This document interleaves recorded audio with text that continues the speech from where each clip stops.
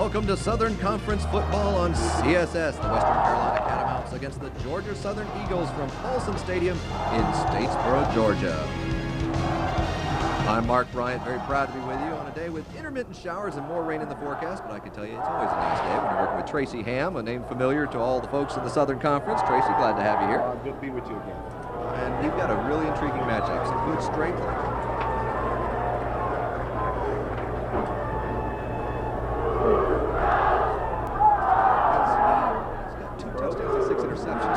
Well, Justin Clark certainly has to do a good job today of taking care of the football, because if he doesn't, it'll feed right into what Georgia Southern's strength is, and that's their defense.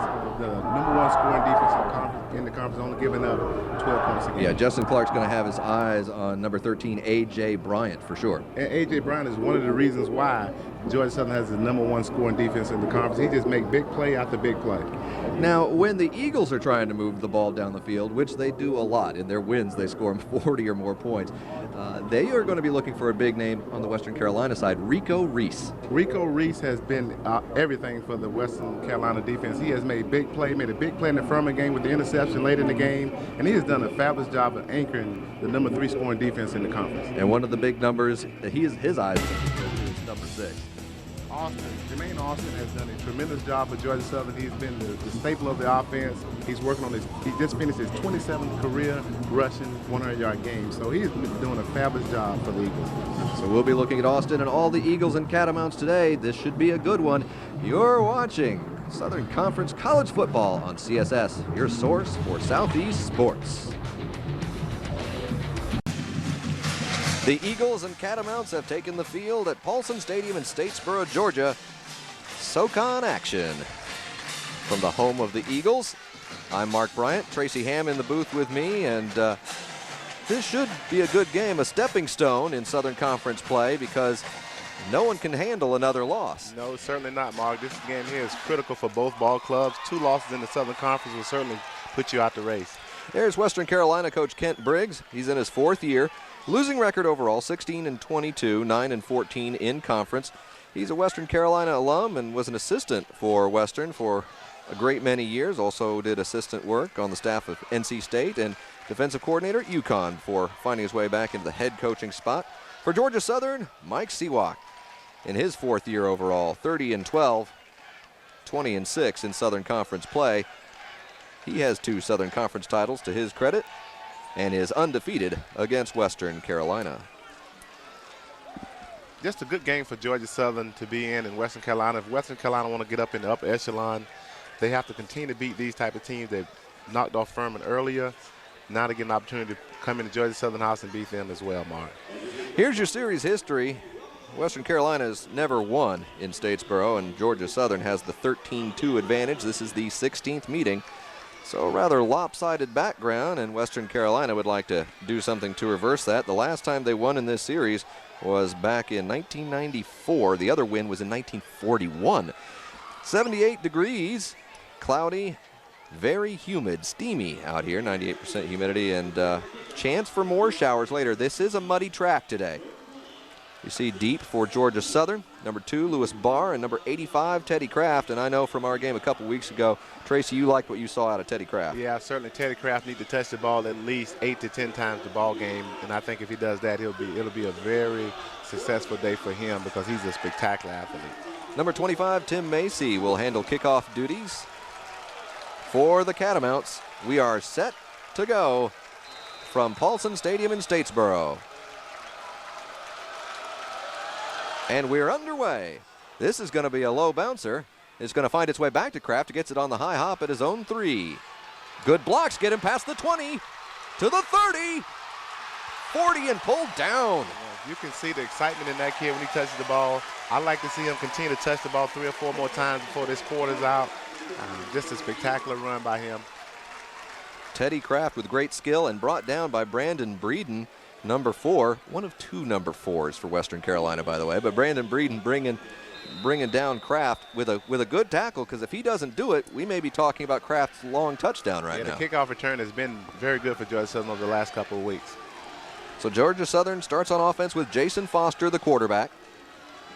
Foster going option look, keeps, and he's surrounded. Nothing really developing on that opening play. The question is, can the Catamounts defensive line play on the other side of the ball? And that play there, they played on the other side of the ball, and that's going to be a big key for Georgia Southern, is being able to keep the ball on the other side and keep Catamounts off their side. And here are the guys up front trying to stop him from doing just that. Chad Moat and his mates on the Georgia Southern offensive line.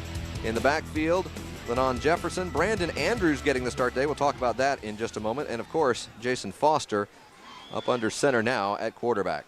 Foster will hand off to Andrews, plowing right in the middle. Nope. Foster will keep. Great play action. Western Carolina had 11 men within 10 yards of the ball, within 8 yards of the ball, and once he broke it, there was no secondary contained.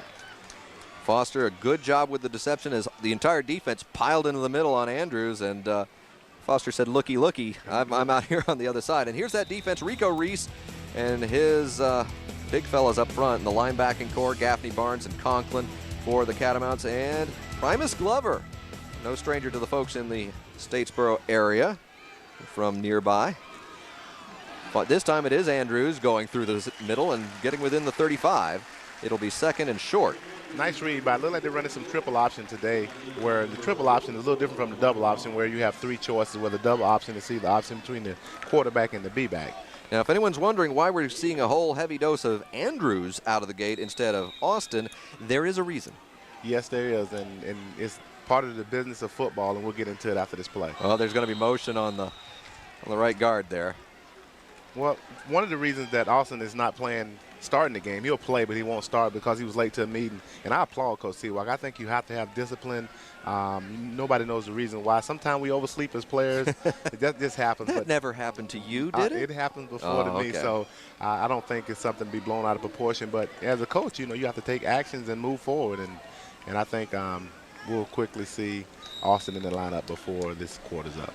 So second and short becomes second and 7. Perhaps a different recipe of plays to choose from for the Eagles. Just a couple minutes into the ball game. Foster calling out the signals. He's got a man in motion. He's going to pitch back. And that is number 26, Marquise Maynard. If he'd have gotten a clean pitch off there, he probably would have made a big play, and Maynard look like he's a little banged up. He's limping off the field. But if he would have got a good pitch off then, I think would have had a big play. Foster just pitched a little behind him. There's Maynard's numbers on the year, 94 yards. And you really have to credit Georgia Southern with what they do running the ball. Everybody puts up good numbers running the ball. Everybody puts up good. And Mark, let me explain a little more about the double and the triple option. The double option is an option between the quarterback and the B-back, which is we call a fullback, or option between the quarterback and the A-back. Now the triple option, the true triple option, where it gets its name from, comes from the fullback being the first option, the quarterback being the next option, then the pitchback being the third option. And so you get variations of options, but it's only one true triple option. Well, and if you're Western Carolina, that also means assignment defense. Assignment defense, and you got to know, for them, they got to pick up which one they're running because all of them look so much alike. And if anybody bites on, gets off their assignment and bites for one of the options and they're wrong, that's a big-time play for Georgia Southern. We saw that early out of Foster in the first series. First and 10, they just got it by the nose of the football. This time it is a handoff up the center. Short gain, but he pulls some people forward. He wound up getting close to 4 yards on that. Well, and that's going to cause the Catamounts to be very disciplined on the defensive line. And you'll see today as the day progresses that discipline by the defensive line is going to be the key to whether they stop the option or not. So far, they haven't been able to stop them completely.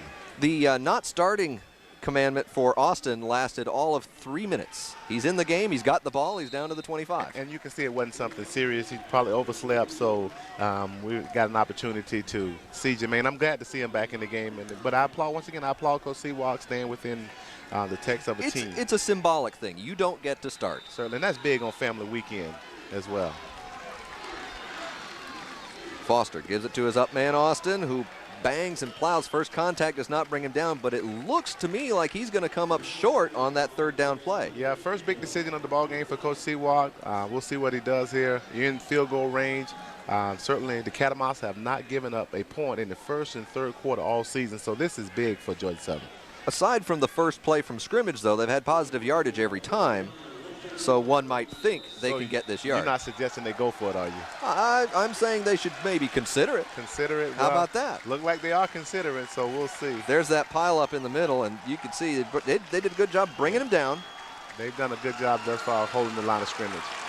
Sewak coaching half of his offense and giving them the play, and the crowd loves the choice. Aggressive call, and there's going to be a timeout. And that's good to see out of Foster, the quarterback, because everything was a little confused there, and he called a timeout, and that's growth. You've seen he's grown each week. He's grown as a quarterback. Now, we were here 2 weeks ago, and one of the questions going in, there was a lot of rumbling in the background and the Georgia Southern faithful that, maybe Foster wasn't being the real field general out there. And he stepped up that day and defined himself as the man, I think. Well, he certainly did. I think as a quarterback, it's about progression. Each week you have to get a little better, and when you have some difficulties running the offense, you don't get too low on your mistakes. You don't get too high on your successes. It's kind of having an even keel, keeping it balanced.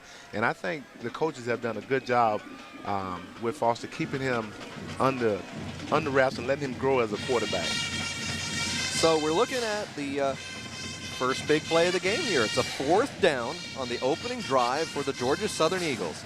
Well, I'm a little surprised we don't see Austin in on this series. Now, he's taking his medicine. So if I'm in this situation, I want to see Jermaine Austin carry the ball, because he's certainly not a knock against Andrews, but when the ball game's on the line, I like to see Austin carry the ball. Oh, he's got some big men in there. He's got extra offensive linemen in it in the backfield. Just power football here. Sewak wants the full house. And Andrews, number 34. Foster's going to keep. He's got a man wide open. Great time for play action. Great job by the Eagles. Number 86, Reggie McCutcheon, quarantined on the right side. Touchdown. Just a great play action. That's a great call by the offensive staff. Mike Sewak and the offensive staff. Everybody bid on the run. You can see them biting at the teeth to get at the run, and they play action. One, the guy within you got a light year of it. Nowhere around it. No one even knew he was out there. You have to applaud the salesmanship of that play, because it was bringing in the hogs into the backfield. There's no way he's not running this right up the gut. He even had me believing he was going to run it with the big O-lineman in the backfield, and then the play action. It was just a great scheme. 87, Dudley with the kick. It's a low, squirrely one, but it gets in there. And with that opening score, it is 7-0 Georgia Southern right out of the first drive. You are watching Southern Conference football on CSS, your source for Southeast sports.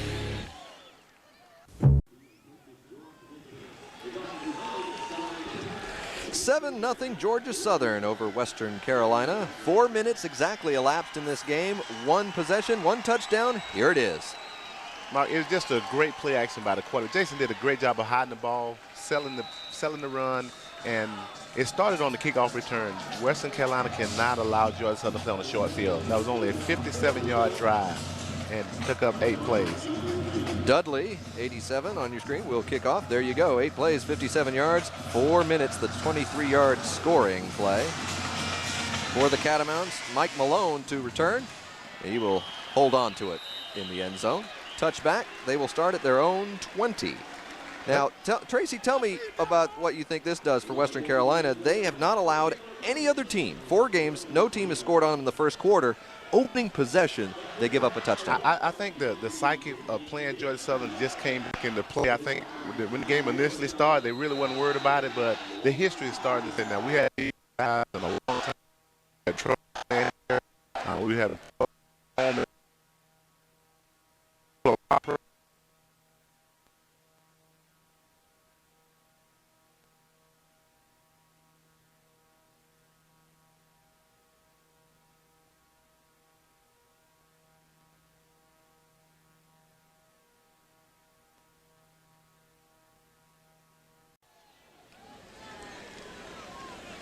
.6:51 remaining in the opening period. Coming off of the Western Carolina timeout, the Catamounts knocking on the door. They are at the 15-yard line. Quarterback Justin Clark has led a very efficient drive.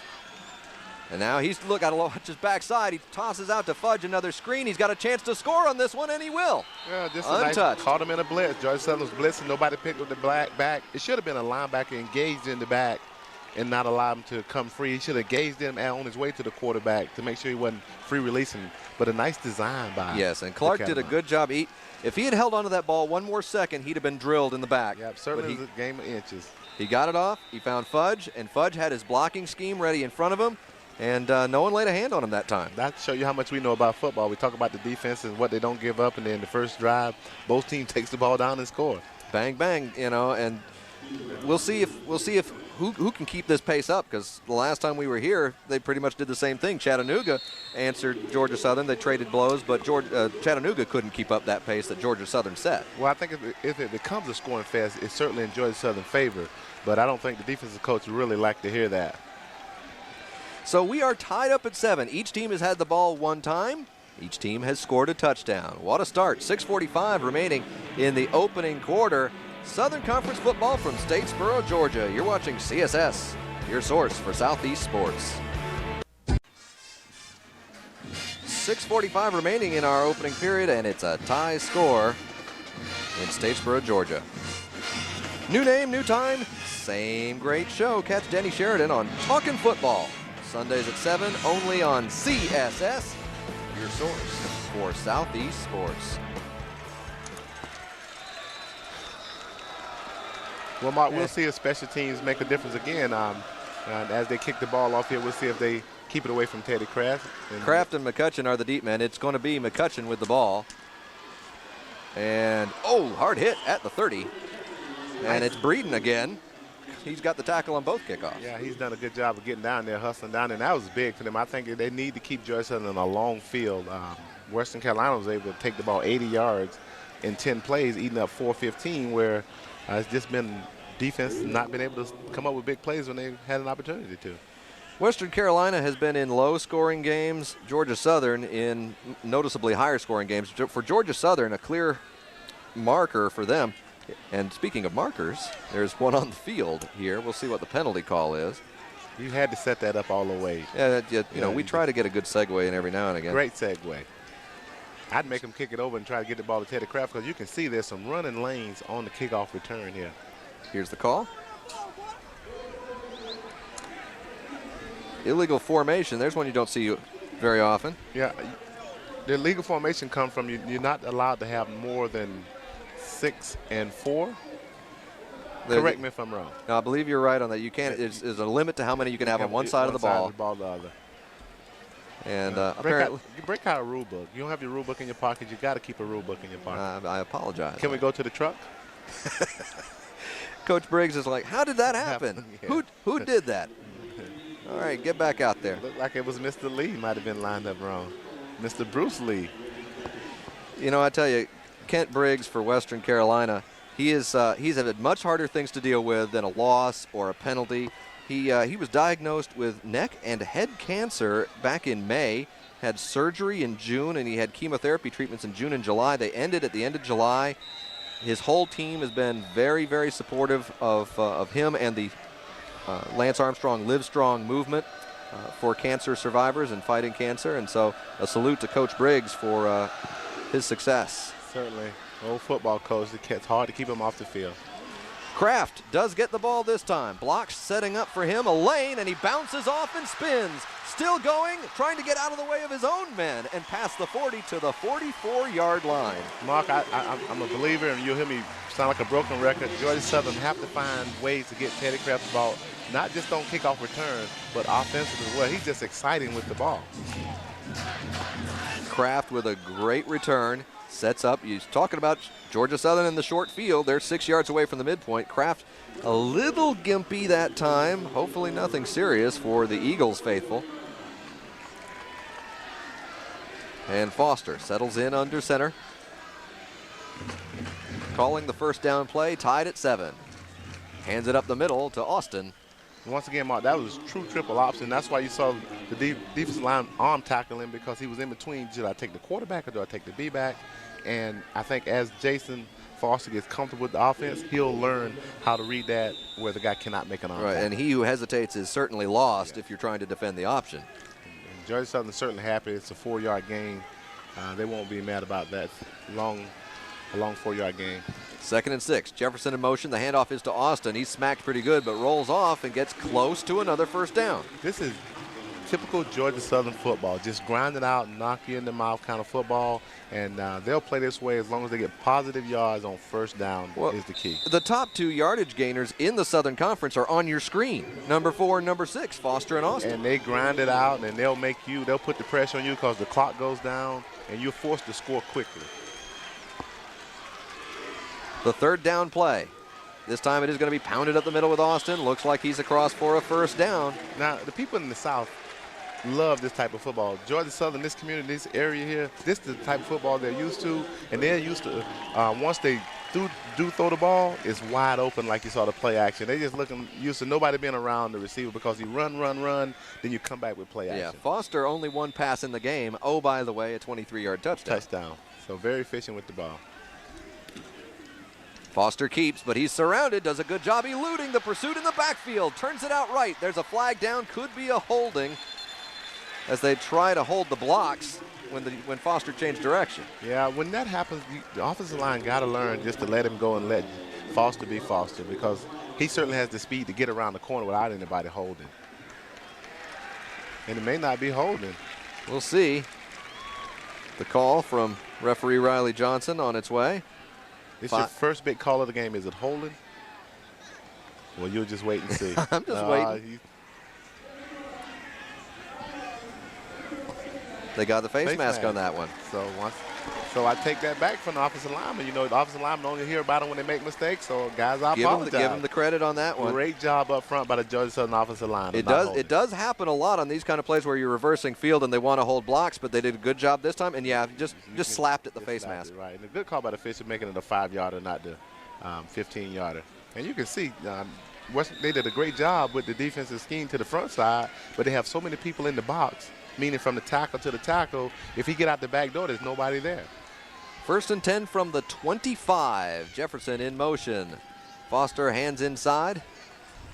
They'll push the pile close to the 20.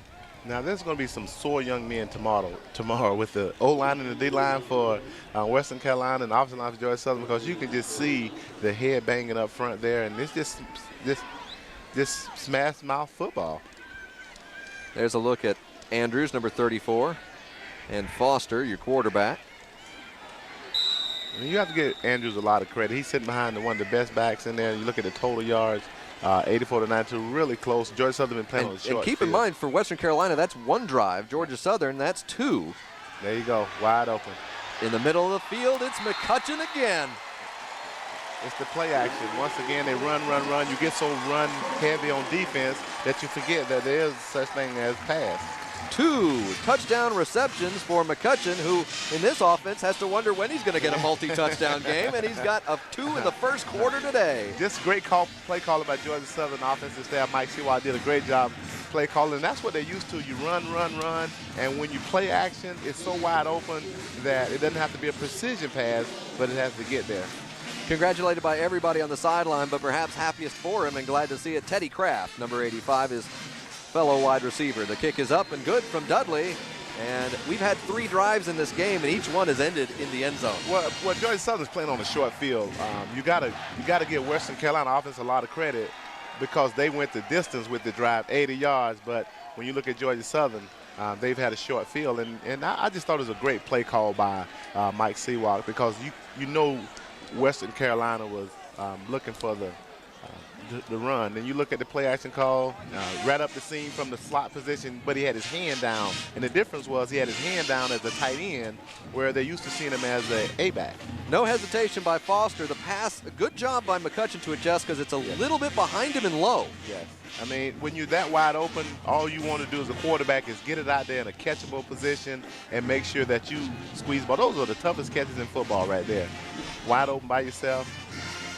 And Bruce Lee, the defender, coming over a little bit late. We'll try to avoid any cheesy Bruce Lee jokes. It's too easy. We're just going to take a pass. Way too easy. 6 plays, 56 yards, 2 minutes and 29 seconds. 22-yard touchdown, a 23-yarder and a 22-yarder to McCutcheon, the 2 touchdowns today for Georgia Southern. For the really young fans out there, Bruce Lee, martial artist, very famous. Don't worry about it. Ask your mom, ask your dad. Quit kicking me up here, please. No kicking in the booth. There's Dudley. Another kickoff coming, 4:16 remaining in the first quarter. You got to be concerned if you Western Carolina defense because you really have not established that you can stop anything. And so you're going to have to back some people up off and just live with the run. They haven't even slowed him down much either. Dudley. Kick will be fielded at about the 1-yard line and dropped. That may upset the timing of the tacklers because in this time we see Mike Malone get out to about the 23, 24-yard line. Now you got to be concerned if you Western Carolina defense. I want to finish that thought, Mark, because simply they have not established that they can stop anything, and you got to stop. And what they're saying, we're going to stop the run. Well, you haven't stopped it. They've gotten 4+ yards a clip, and then if you're going to give them the pass, and I think it's simply because they have too many people within 8 yards of the ball. There may be an irony here because Western Carolina came in #1 in the conference in pass defense, and they've surrendered 2 passing touchdowns. Their rushing defense not quite as strong middle of the pack, and they could be in for a long day on that side of the ball. Clark keeps it. He's looking downfield. He's got a man. It's Hines. Cuts into the middle of the field and brought down at the 30. Excellent play. And I got to tell you, the Western Carolina pass offense is sharp today. Yeah, Justin Clark has come in. He's done a great job of doing just what he's been coached to do all week. They felt like they can throw the ball on Georgia Southern. And now if you're the Georgia Southern defense, you got to be concerned because you haven't stopped the pass at all. Now, they've stopped the run, but they haven't got any pressure on the quarterback. And you can see here there's no pressure on Clark, and he makes a good throw. Good play action. The defense bit on the run fake, and Hines was running alone and talking a little smack at the end as well. Yeah, that's what they do. We make big plays. You know. Clark under center, 3:47 and ticking down. He'll hand in to #1, Nicholas Wishart. Wishart from Ontario, from Toronto, Ontario, Canada. You don't get a lot of Canadians in the Southern Conference. Good to see the Canadian venture down south. And Wishart may be a familiar name to some of the Georgia Southern fans out there because 2 years ago when he was a freshman, he rattled off 104 yards in the first quarter here in Statesboro. Yet Western Carolina still lost. That's to be remembered. Let's see if Georgia Southern defensive line can get any kind of pressure on the quarterback. They've done a good job in their play selection. Let's see if they can keep the rhythm of Clark going. Catamounts line up in the eye. Clark back to throw. Pumps and looks to the right side off the hands of Hines. Well, just a nice defensive job there by #2. Barr. Lewis Barr, Lewis did a great job. Excellent job by the senior. And that's what you want from your seniors, to come up and make big plays. The one North Carolina player on the Georgia Southern squad. Now that's irony, huh? Out of Winston-Salem. But you can see there's no pressure on Clark at all. He has time. He got late pressure, but he had more than enough time to get the ball off. And so the Western Carolina offensive line is doing a very good job of protecting that quarterback. Barr did a good job getting a hand in it. Sets up a big third down play. Clark 6 of 8, 95 yards here in the first quarter. He's going to line up in the shotgun on the 3rd and 8 play from the 29. He's got protection. Man open in the middle, and that's good for a first down. Looked like #11, J.C. Brown, who we saw also throw a nice pass earlier in the game. Brown played a little quarterback in high school, he did. Yeah, you can tell he's a very athletic individual. He did a good job of moving the defense to where he wanted him, and then there's nobody in the field. Georgia Southern's getting no pressure on the quarterback, and that's kind of like fishing in a bowl. Yeah, they had there's Brown's numbers, 13 receptions on the year, 208 yards, averaging 16 yards a catch. So certainly an average that most would be quite satisfied with. 2.5 minutes remaining in the first quarter. 14-7 Georgia Southern, but here comes Western Carolina again. It's Wishart leaping over a man. He may get a yard or 2 out of this, though. I'll tell you what I like about the Western Carolina offense is that they're very balanced. They haven't abandoned the run, but they've given Georgia Southern enough run so that when they run their play action, it's very effective. Clark looking to the sideline for the play call. Catamounts in the purple and gold and the blue and white for Georgia Southern. Paulson Stadium in Statesboro, Georgia. Still in the first quarter play. Not many people on the banks today because they're a little wet, so you'll see more people in the stands today than you'll see on the banks. Had a lot of rain here. Clark immediately throws right. It's Fudge. He's got a block, tries to cut back into the middle. He'll get to the 10. And Georgia Southern defense rallied to the ball well. You can see that Western Carolina's getting the ball out of his hands quick, getting it to their playmakers. Fudge is one of their playmakers, and they're doing a good job of getting the ball out of Clark's hands as Georgia Southern sent a blitz there, and they got the ball out before the blitz could get there. As you see the blitz coming off the corner there, and just step and turn, and he threw it right there. So it's going to set up a 3rd and short. They're at about 1.5, 2 yards here at the 10. Western Carolina's done a good job scouting Georgia Southern because they blitzed several times down here, and they've had the perfect play call to the blitz. Eagles fans trying to rally the troops, and it's going to be a tackle for a loss. Great Looked penetration. like big number 94, Jack Sherman, the hero on that play. Yeah, great penetration by Sherman. He did a good job of getting on the other side of the ball. And once he got him, the running back, Fudge running east and west, he had no chance. Sherman, the senior out of Birmingham, Alabama. Once you see him get the penetration here, Fudge having to run east and west, 3rd and short, you want to be running downhill, north and south, had him run east and west. So great defensive penetration. It's going to force a field goal try. There's a look at Sherman, 245-pounder. Number 39, Stephen Brown, kicks it up, and that is no good. That never had a shot. Never had a chance. Looked like he just, from the start, he never got a good kick. He never got good contact with the ball. And it's tough because they did a good job driving the ball there. And you, as a coach, you want to see him come away with some points. For Western Carolina, it was really looking to be the Justin Clark drive. In the end, it's the Jack Sherman drive because it's his play that changes that whole thing. They are 3rd and short at the 10-yard line. They lose yardage. They miss the field goal. Georgia Southern gets the ball back. What a momentum switcher that is right there, because it looks like Western Carolina is about to answer back one more time. And you see here we got a quarterback change. Not really sure. Well, got a quarterback change. You got Foster out. Just trying to find different ways to get Foster into the ball game. And you got Darius Smiley at quarterback. So this is very interesting set for them. Well, we saw Smiley score a couple touchdowns the last time CSS was here in Statesboro. He'll throw to his left and dropped by Foster. Smiley really has a live arm. You see him put that red on his numbers, and I think Foster's trying to run before he could get the ball. It's an interesting set. You know, Foster's such a good athlete. You can move him around. Well, Seawalk has so many weapons. It is impressive. It's, you know, Smiley doesn't start, but he can be put in there and click at any time. You got Kraft and McCutcheon at receiver. Foster and Austin normally running the ball, but then you want to change it up a little bit. You give it to Andrews or Jefferson. And Foster was a full-time receiver last year. That's where he won Freshman of the Year at, because he's so exciting. So I wouldn't be so. They're going to do the same play. They say this time you're going to catch it, son. Catch it. Great job, man. You know, they didn't make the adjustment defensively, so coach did a good job of coming back with the play. They're going to force the defense to adjust. I mean, it wasn't like similar. It was the same play. And they can run the option out this set as well. So when you see the guy go in motion and what would they call tail motion, when he'll come right behind the quarterback, let's see if they run any option out of this set. Oh, trips right, stacked. Kraft, Foster, and Jefferson. Hello. That's a lot of talent on that side. The field's Yes. almost leaning because there's so much talent on that side of the ball. Francis Brown is up on him. He's like, help. Little help here. And it's going to be a handoff to Austin in the middle of the field, which is open. Now you mentioned everybody but Austin. I said Foster and Austin running the ball. I said it. Okay. Austin, you forget about him, and now they're coming out the set. They're bringing him out of the game. I don't know. I'd like to see some more of that because it was really getting fun there watching what they could do out of that set. Yeah, Georgia Southern pulling them all out of the bag right now. I think they understand how big a ball game this is for them, because whoever loses this ball game is really in a tough spot in the conference standing.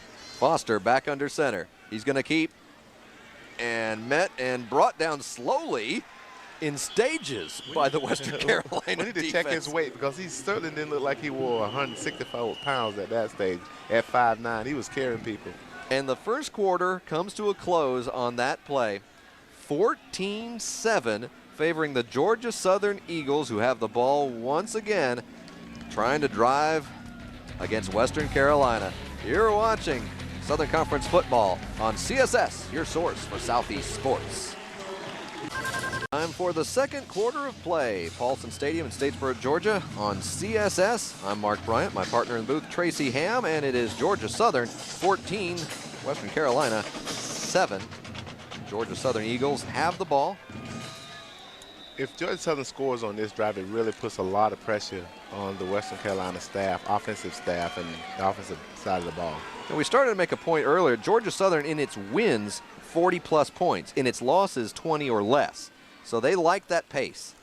Yeah, they certainly do, especially when the defense is stopping people and they're scoring with the football. Georgia Southern has the key for Georgia Southern is to get positive yards on first down. They have to get 4+ yards on first down, or it's not a successful play. Now, we mentioned earlier Western Carolina coming into this game had not surrendered any first quarter points. They've given up 14 in the first quarter today. On the other side, Western Carolina has not scored any second quarter points themselves. They have got to reverse that trend, or they will be in such a hole at the break, given the way this is going. They might be in a rough spot indeed. Austin says no, not bringing me down. Power football. You know, he's already low center of gravity to the ground, and so when you hit him, if you hit him anywhere from the waist up, it's going to be a bounce off and continue forward. Low center of gravity is a polite way of saying he's short. He's 5'8". But what a powerful run here! Look right there, just bounces off the linebacker. He had no chance of tackling him then. Winds up being Francis Brown, number 2, bringing him down in the end. This time it's going to be Austin again. First contact one more time does not bring him down, and he'll get close to the 30. I don't think people realize how shifty he is as well as powerful. And when you compact it in there like that, he's just a short, powerful kid. I want to say big, but he's not big tall-wise, but physically he's just a power-packed back. He's going to take a breather. Well, they change sets. And as you see, Jermaine is 9 for 50 yards, 9 rushes for 50 yards, and right there he's on pace to just have a heck of a day. Foster on 2nd and 3. Going to keep it, go right. He's got one man to beat, and does. He gets the block. Horse collar tackle at the 20. You can see Western Carolina is doing things right defensively, but the athletic ability of the Georgia Southern players seem to be to overcome them doing it right. Western Carolina is adjusting play to play. Georgia Southern, I think, is adjusting within plays. Within plays, because right there, it was a double option between the quarterback and the B-back. He missed the read. And you know who came back and got him that springing block? Teddy Kraft. Teddy Kraft. And he actually missed the read. But when you miss the read, normally you're taught to follow the play. But when you're that athletic, you can go where you want to go and still get first downs. Foster, 4 rushes, 31 yards. I believe he actually has more passing yards than running yards this time. Yeah, he didn't throw a pass till the 3rd quarter last time we were here. I think that trend will change for the days out. As you see, Western Carolina do a good job there defensively stacking up the play. And when they control the line of scrimmage, they stop Georgia Southern. When they don't, it's big plays. Brandon Andrews had the carry, blasted into the line. Only a gain of about 2. And, you know, when you come off playing a team that throws the ball and you have I think it's just a case of Georgia Southern staying consistent. And Coach Briggs, he's concerned.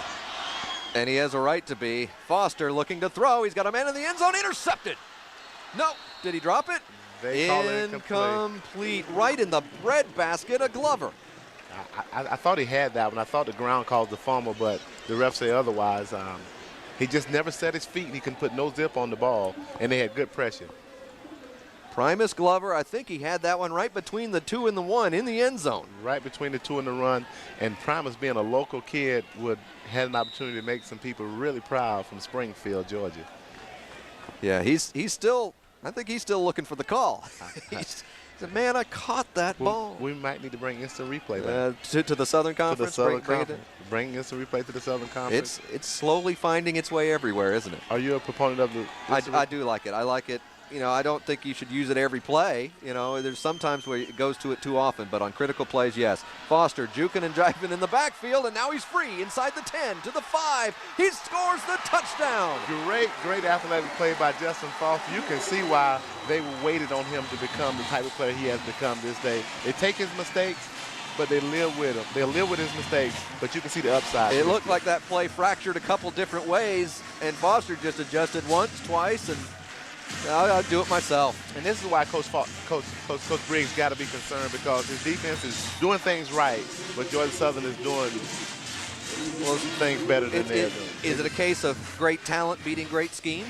Well, I think it is. I think the talent level at Georgia Southern at the skill position is better than the talent level at the skill position for Western Carolina, and it's put them in a tough position now.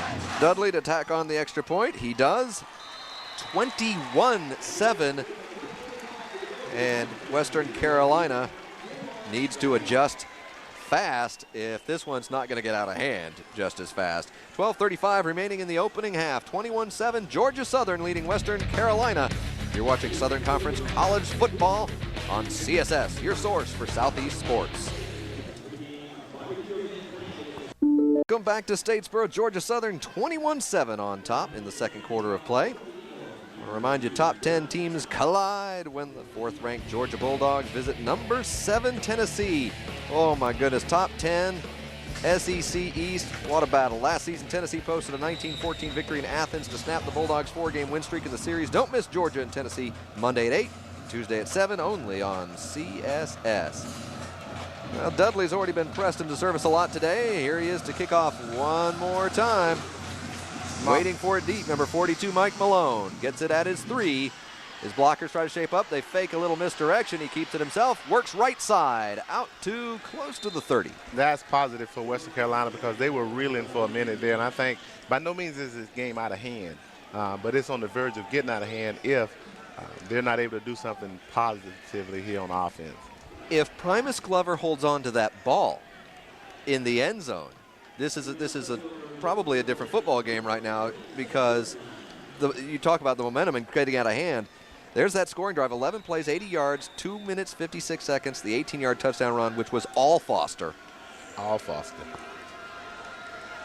Right after the dropped interception. Clark goes right.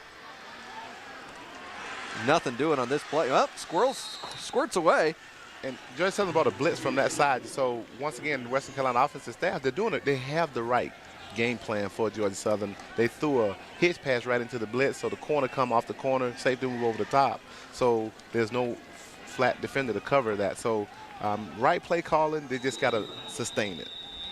And the good news, folks, is the sun came out. But the bad news is the sun came out because it is going to be a steam bath out here. We got to keep an eye on the Western Carolina players as well because this type of weather, certainly Georgia Southern is used to it, and they've been running a lot of players in and out the game. Clark, hands off up the middle. That's going to get close to a first down. It's going to set up a 3rd and short. Fudge on the carry. Well, I think this is another, we will mark this in our play calling right here. We'll see what play call, because this is a big down. I think Western Carolina almost have to get a first down here, and you can see the statistics are starting to get lopsided in the rushing department. So we'll see what happens here. I think it's really big for Western Carolina to get a first down, and if you're Georgia Southern, you want to stop them. Crowd trying to rally behind the Eagles, and they want to stomp on Western Carolina early. It's 21-7 and a big play. Clark's going to call timeout, the second for the Catamounts. Excellent timeout because the play clock was running down under 5 seconds. Wouldn't have had a time to get a chance to read the defense and set the play that they wanted. Just you can tell he has a lot of maturity. He's played, and the maturity level showed there because this is a big play at this stage of the game. So with the timeout on the field, we'll take a timeout in the booth. 11:07 to play in the first half. 21-7 Georgia Southern. You're watching CSS, your source for Southeast. 21-7 is our score. Georgia Southern on top of Western Carolina. 11:07 remaining in the second quarter, and the Catamounts have the ball. There's Glover, and Primus Glover hanging his head on the sideline a little bit, wishing what might have been. He dropped one in the end zone. It would have been an interception that could have cut the score off at 14-7 and given Western Carolina the ball. Instead, Georgia Southern promptly scores again and makes that hole deeper for the Catamounts. Big third down play. Fighting for it, and very close, but I believe short, and they're going to say right away, 4th down. 4th down.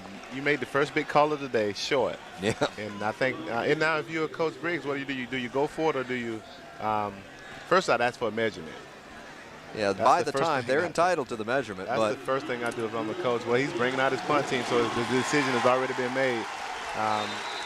He's too far in his own territory, yeah. I'd think. But I'd ask for a measurement because then that'd buy me some time to see if I want to go for it or not. And then while they're measuring, I can discuss what I want to do. So you can see he asked for it. He's an old veteran coach. He knows how to buy time for himself. Asking for a measurement is close enough to ask for it. and then that'll allow him to discuss if he want to go for it or not. And as close as it is, they just eyeballed it, and he very well should ask for it. And your quarterback 6'2", 215. If it's that close, you probably can sneak it. It's going to be the length of the ball. I don't think it's a bigger risk as we tend to think on 4th down but it's still a risk. Going for it on 4th down this end of the field. Well, you talk about a short field for Georgia Southern. They don't get it. That's as short as you're going to give somebody right there. Right. Just a They're going to go. Yeah, great coaching move by Coach Briggs, asking for the measurement to give himself time to come up with the play without having to use a timeout.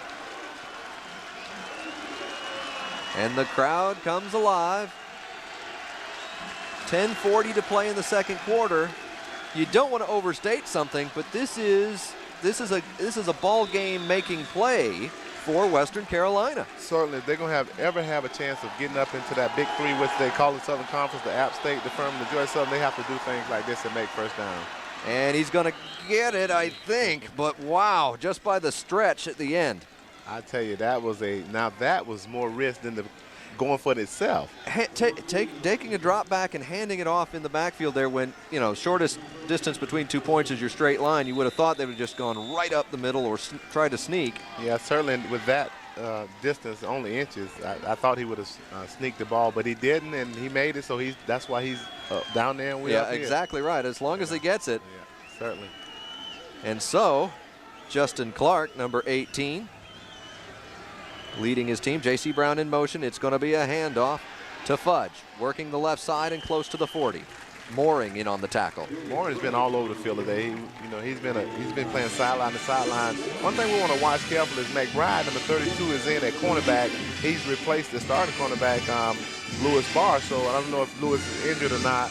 I'm looking for him on the sideline. I haven't seen him, but the way Western Carolina's been throwing the football, you think they may take a couple shots at McBride, number 32, Terrence McBride, cornerback out of, where is Terrence? Out of Sumter, South Carolina. So let's see if they seen that from upstairs and see if they take a shot at it.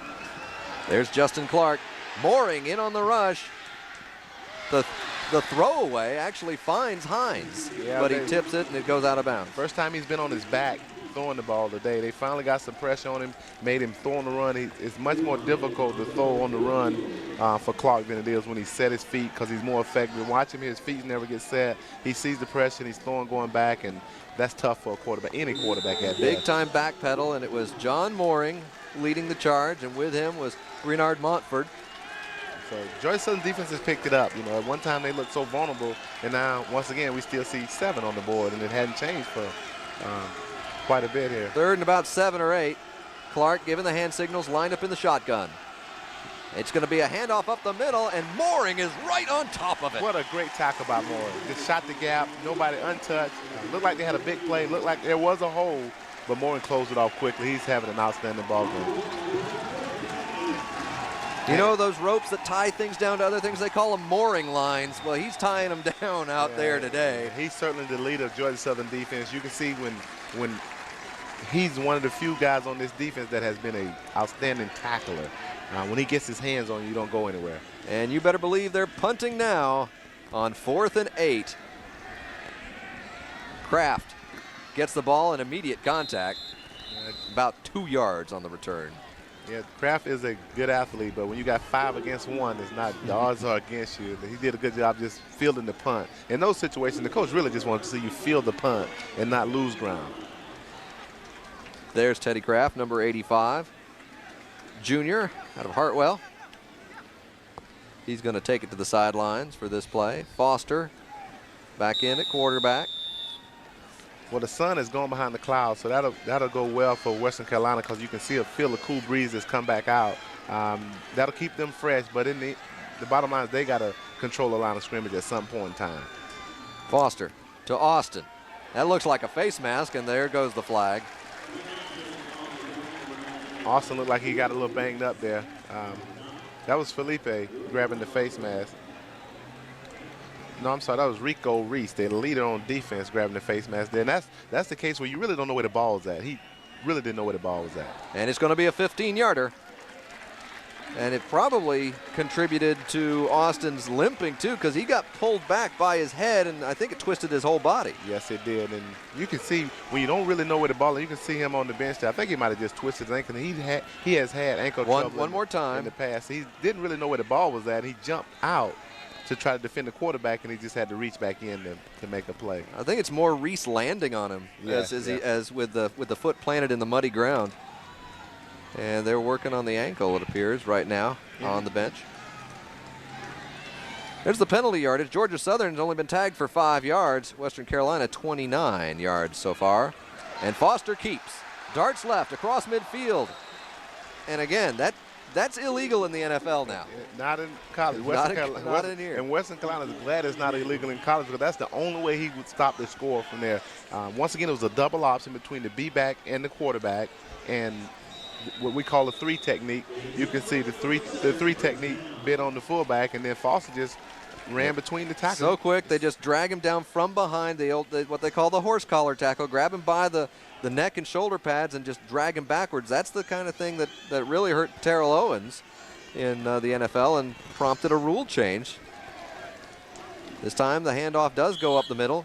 And you can see Georgia Southern is starting to impose this offensive will on the Western Carolina defense. And what I mean by that is they're getting now 3-4 yards a carry, and they're satisfied with that because they know if they continue to grind it out, that they'll wear them down before the game's over. Well, if you know you're going to get 4 yards of play, you'll never lose.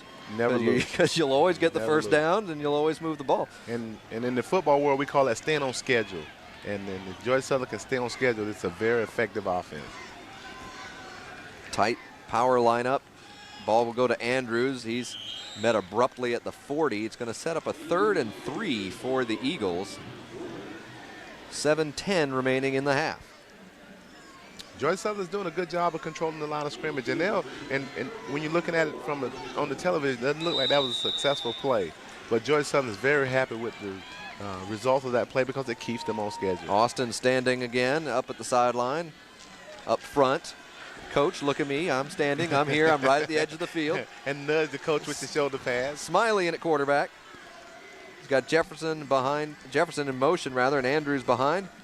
Smiley will keep, and he's going to be short. Yeah, he's going to be short. Did a good job by the defensive line. Western Carolina defensive line did a good job. Georgia Southern has the decision now. Do they go for it? It's really no man's land. I think with the production they've had, I think you go for it because, you're really controlling the line of scrimmage. Darius Smiley, number 9, junior out of Pensacola. He's going to come to the sideline. Foster back in. I think in that situation, I would have rather seen Set with the ball in his hands because he's been so effective today, carrying the ball, making people miss. First big play for Georgia Southern offensively as well as his play clock is almost shot, and Foster sees it now as he takes a quick look up. Got it with 1 second left on the play clock, which would have changed a 4th and 4 to a 4th and 9. Good timeout. Good to see the young kid being aware of the situation, and that's quarterback awareness. I think it's so important that your quarterback is aware of the situation around him at all times. So with 6 minutes remaining in the second quarter, each team has 1 timeout left. Western Carolina Catamounts need a major stand here on 4th and 4. They cannot afford to let the Eagles just march in one more time. Well, and it seems like this is a high-risk play, but it's not that risky for Georgia Southern because if you punt it, it may be a plus 15-yard punt, unless you pin them deep down inside their own 10, which is tough to do for punters. And then it's out of field goal range, so you're in that gray area. I think if the ball game was if it was a 1-score game, I think he may punt it. Sure. But since it's a 2-score game, he's really trying to put some distance between his offense and the 2 teams. He's trying to put some distance between Georgia Southern and Western Carolina. We're at Paulson Stadium in Statesboro, Georgia. CSS, proud to bring you Southern Conference football. I'm Mark Bryant. Tracy Ham with me in the booth here. It's our second of 3 Georgia Southern games we're bringing you on CSS. Look for us again in a couple weeks when the Citadel pays a visit to Statesboro. Well, Mark, let's switch hats. If you're the coach, what do you do here? Well, I'm going for it here because I don't think they've got a lot to lose. Like you say, a punt's not going to get them a lot of yardage territory gain. A first down is a demoralizing factor for Western Carolina, and I think in this situation you run the option and make every defensive player in Western Carolina accountable for somebody. There's the timeout situation, one apiece. Okay, Coach. Let's see if you get to. And he's going to throw. Foster. Surrounded, darts through, he's going to get the first down. What an adjustment again. That's why I would have preferred to see Foster at quarterback the last play, because he can do that with ease. He's shown today that he's the best player on the field, and so you always want to keep the ball in the best player on the field because they had him. They defended really well here, but what they don't do well is stay in their passing lanes. Corey Ellison was one of the tacklers in and had a phantom back there. He's like, there was a man right here, I swear, I almost tackled him. Foster lost a shoe on the play. And that's just as good as a run for Georgia Southern. To drop back and pass is no different for Georgia Southern as a run, because if it's not crystal clear for Foster, he'll run the ball. There's Smiley back in under center, and he'll give it to Austin. Austin over people, around people, to the 25. Look at me, Coach, I'm ready. Yep. So he's back in the flow. You know you're not going to keep him out of game of the two, because this really is a big ball game. I can't overemphasize how big a ball game this is for both teams. Well, you're looking at a Western Carolina team that opened up with 2 wins and had to feel good about life, and then followed it up with 2 losses. So they're down to 2-2, 1-1 in conference. Georgia Southern, on the other hand, stumbled out of the gate and then adjusted well, and they're back on the winning side to 3-2, 2-1 in conference. But they do not want to see another conference loss on their slate. Certainly not. And they got big ones upcoming. App State and Furman are still on the schedule out there. Well, and if you Western Carolina, as they stop them for little or no gain there, if you Western Carolina, you beat Furman, and then you come back and lose the Citadel. And if you're going to win the conference, you got to win games that, quote unquote, you expected to win. And elsewhere in the Southern Conference today, Elon and Wofford set to begin shortly, and App State and Furman, they'll play at 3:30. That'll be a game to watch. That'll be a game to watch. How about UConn beating Syracuse 26-7? Like a drum. Like a drum. Wow. Syracuse, since they put the numbers on the helmets, it hasn't been quite the same for them. Smiley with Andrews behind him. Andrews will get the ball, trying to plow through the middle. He gets across the 20 for a first down. Under 4 minutes to play in the second quarter. Well, what Georgia Southern doing with this set here, they put 2 tight ends, which are actually 2 offensive linemen. So now instead of having 5 offensive linemen, they have 7 offensive linemen with the 2 tight ends. It's just what they call the elephants, which is their big set. Don't want any parents to get mad at me. I'm not calling their kids elephants, but it's what they call the big elephants. We called them hogs earlier, actually. So it's a zoo out here. They're gonna measure. We got catamounts, we got eagles, hogs, elephants, and this is actually a wee bit short. I thought he had pulled them forward enough. Fans don't like it. They think maybe he got a little cheated on the spot, I guess. Yeah, but Georgia Southern's going for this. If you go for 4th and 4, you're certainly going to go for 4th and inches, and I think they'll give it to Austin up the middle. What do you think? That's a decent enough call, even if you got 10 yards to go. We'll probably see a quarterback sneak here because it's such a short distance. I always like putting announcers in coaching role, because you get to step out if the play's not the right play. You go, well, he should have done that. So it's a great seat to be in. It's for you having been on the field and leading it down there, it does give you a whole different look when you're up here and you can see everybody from above. This is why they always station a few coaches up. And Foster is going to sneak and push forward. Great line play inside the 20. When you control the line of scrimmage, nothing's automatic in football, but that is as close as automatic as you can get. Less than 3.5 to go now in the second quarter. Time stops to move the chains. 21-7, Georgia Southern out in front. They'll have a 1st and 10 from the 19-yard line. And it's just been a grind-out series for Georgia Southern. They've done a lot of things well. Western Carolina defensively has had opportunities, but it came down to they could not stop Foster. The totals for Georgia Southern: 183 yards on the ground, 56 in the air. And this play never happened. So there are flags everywhere. Might have had an illegal motion by Georgia Southern. Yeah, looked like we had an illegal motion by Georgia Southern, but you gotta really appreciate Georgia Southern coaching staff having this team ready to play at where we are at this junction in the season, because you get into the meat of your scheduling. Mike Sewak has done a good job of getting his offensive unit ready to play against a tough defense. And, you know, statistically wise, Western Carolina has been one of the better defenses in the conference. There's Sam Baker. Our own Brady Posick is going to have a talk with him at halftime, learn a little bit more about how things are going in Georgia Southern athletics. What a great shot of an AD, man. Sam never stops pacing. He'll pace. He used to pace on the sideline, and then he had to. It's 21-7, and he's got a first down, and he's pacing. He's pacing, right. Go figure, huh? Foster with 3 seconds on the play clock, gets it off, rolls right. He's got a block, spins, in down to the 15, pulled back to the 16-yard line. They'll mark it at the 15. It was a rollout, but it was a run all the way rollout, because you can see guys blocking. Foster looked like he's a little shaken up on that play. Maybe got raked through the eyes, but that's when Darius Smiley becomes a great backup, because he's been in the game already, so he's already used to the flow.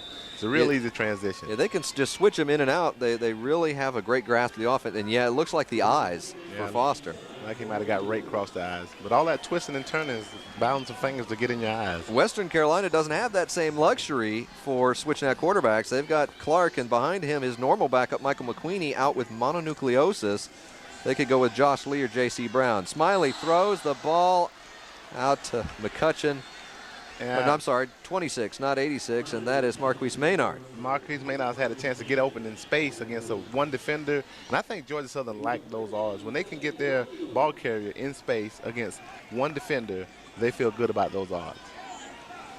So Maynard with the drop, and clearly frustrated with himself, is going to come off the field for a play.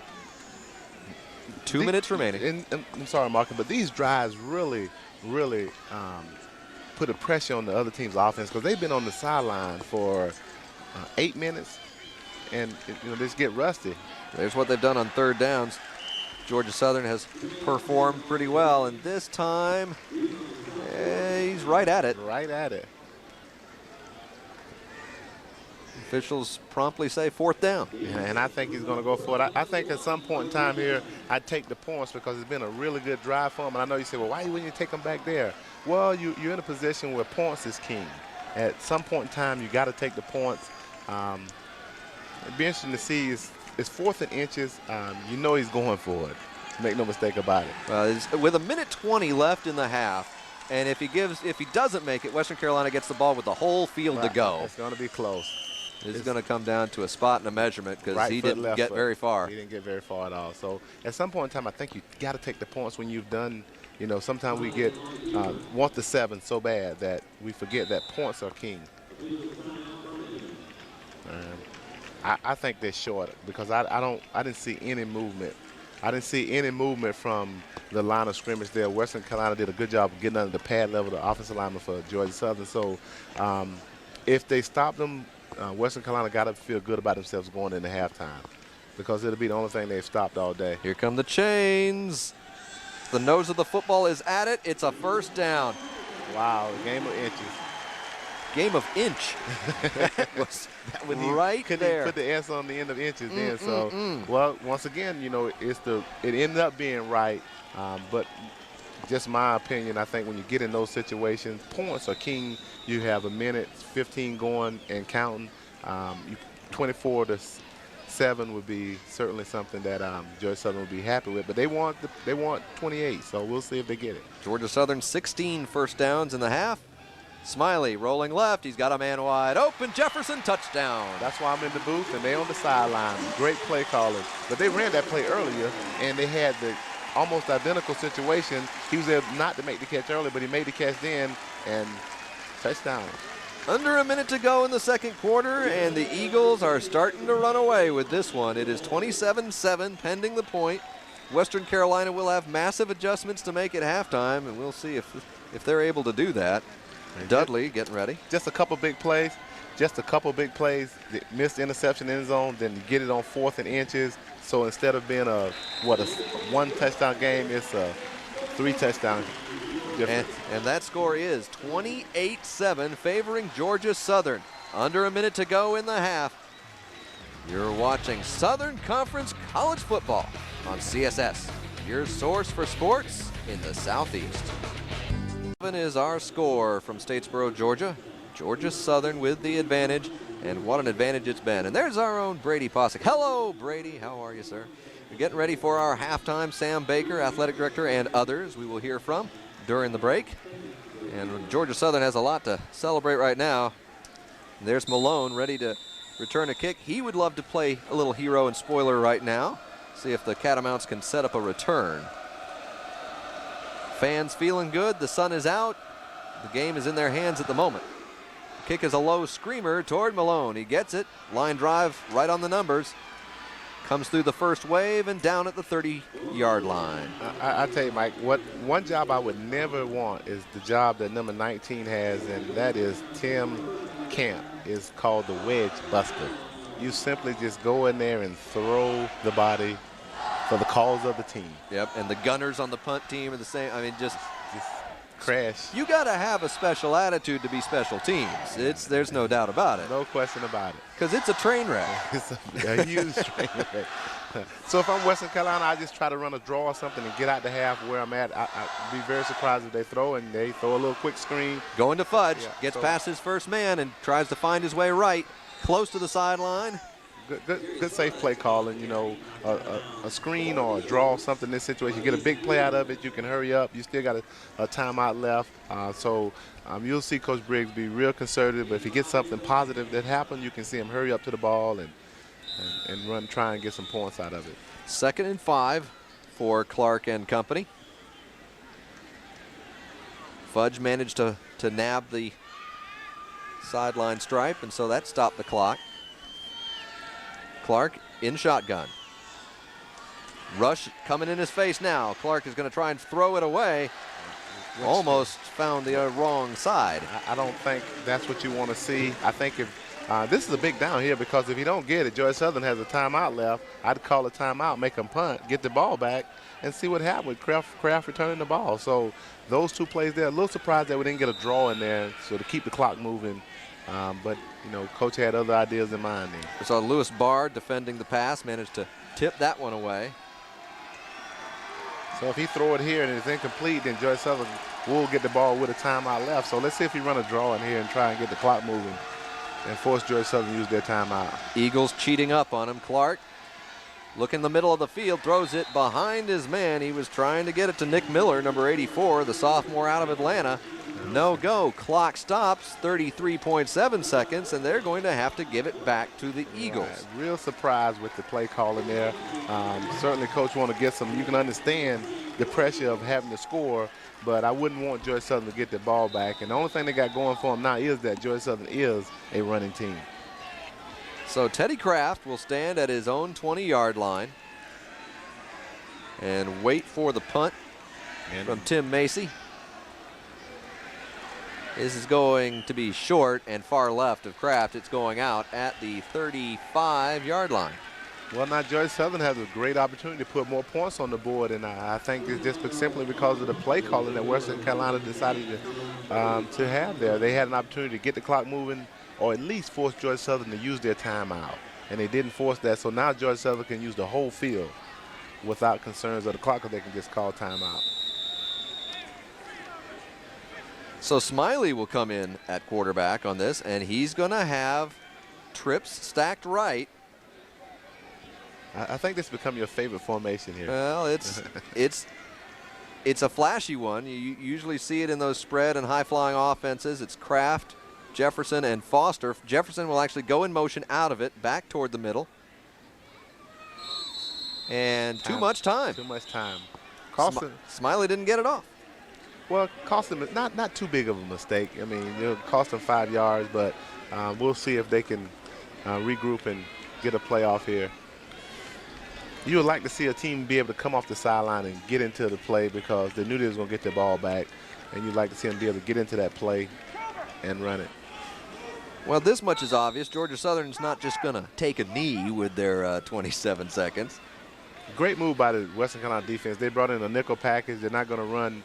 They're going to only have 3 defensive linemen. They brought an extra 2 defensive backs in the game. So same set, same motion. Jefferson crosses. Smiley looking to his right, now looking middle. Defense shuts that down, goes right and finds Foster, who bobbles. No, incomplete. What a transition to go from quarterback throwing the ball to wide receiver to the ball coming at you. And you've seen him have maybe a little hand-eye coordinate adjustment. I think if he would have been playing receiver like he was last year, those are easy catches. But him coming from quarterback to receiver, it's a different type of game he has to adjust to. And he hadn't been able to make it in 2 plays. Well, and he was going to be short of the marker and inbound, so the clock would have run. They wouldn't have had a lot to work with, probably, or would have been forced to use that final timeout. So still 20 seconds left. 2nd and 15 from their own 30. See, I think Georgia Southern can still get away with running some option here because, when you look at what they're doing, they still can get away with running some option. Same set. Smiley looking down to his left. Overthrows Jefferson. Looked like Jefferson pulled up short, and Smiley thought he was going to keep going long. Yeah, because, I mean, if you put the ball in Foster's hands here at quarterback, you can get just a bigger result as you can with him at receiver because he knows how to make people miss. So, yeah, Georgia Southern, the goal would be just to find any of their skill players in space, because if they get anybody in space, they could create a touchdown on any given play, no matter how much time is left. Certainly, you're absolutely correct. But this is not an option set for him here, so I'd be surprised if we. But Smiley's going to keep and kind of rumble left, and that's going to set up a 4th down. They don't need to get off another play. Well, now Western Carolina's going to use their timeout. See, when you throw the ball and you don't get the clock moving, it really changed the complexity of the game. I thought that's a good timeout. Make them use every second on the clock. So a little gamesmanship by Western Carolina, saying, well, let's at least try to get a return on here. Or a block. Or a block. I'm a proponent of the block instead of the return. Well, sure, it just buys you 40 yards. You didn't have to go for it, didn't it?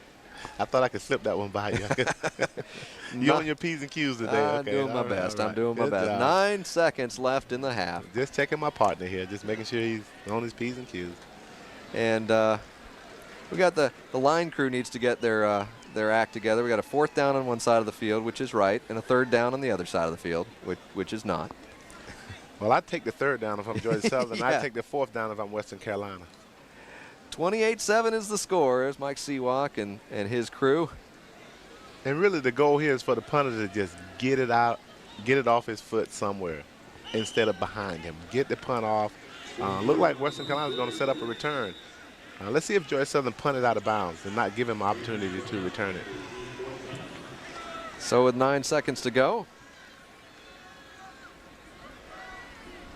Snap is high, a little risky there, but the punt does get away and fielded cleanly. But nothing doing for Francis Brown. And the half comes to an end. All well that ends well. Well, I really think that Georgia Southern did exactly what they wanted to do in the first half. Western Carolina's on their heels now. They got to do a better job defensively of stopping Georgia Southern on 1st down.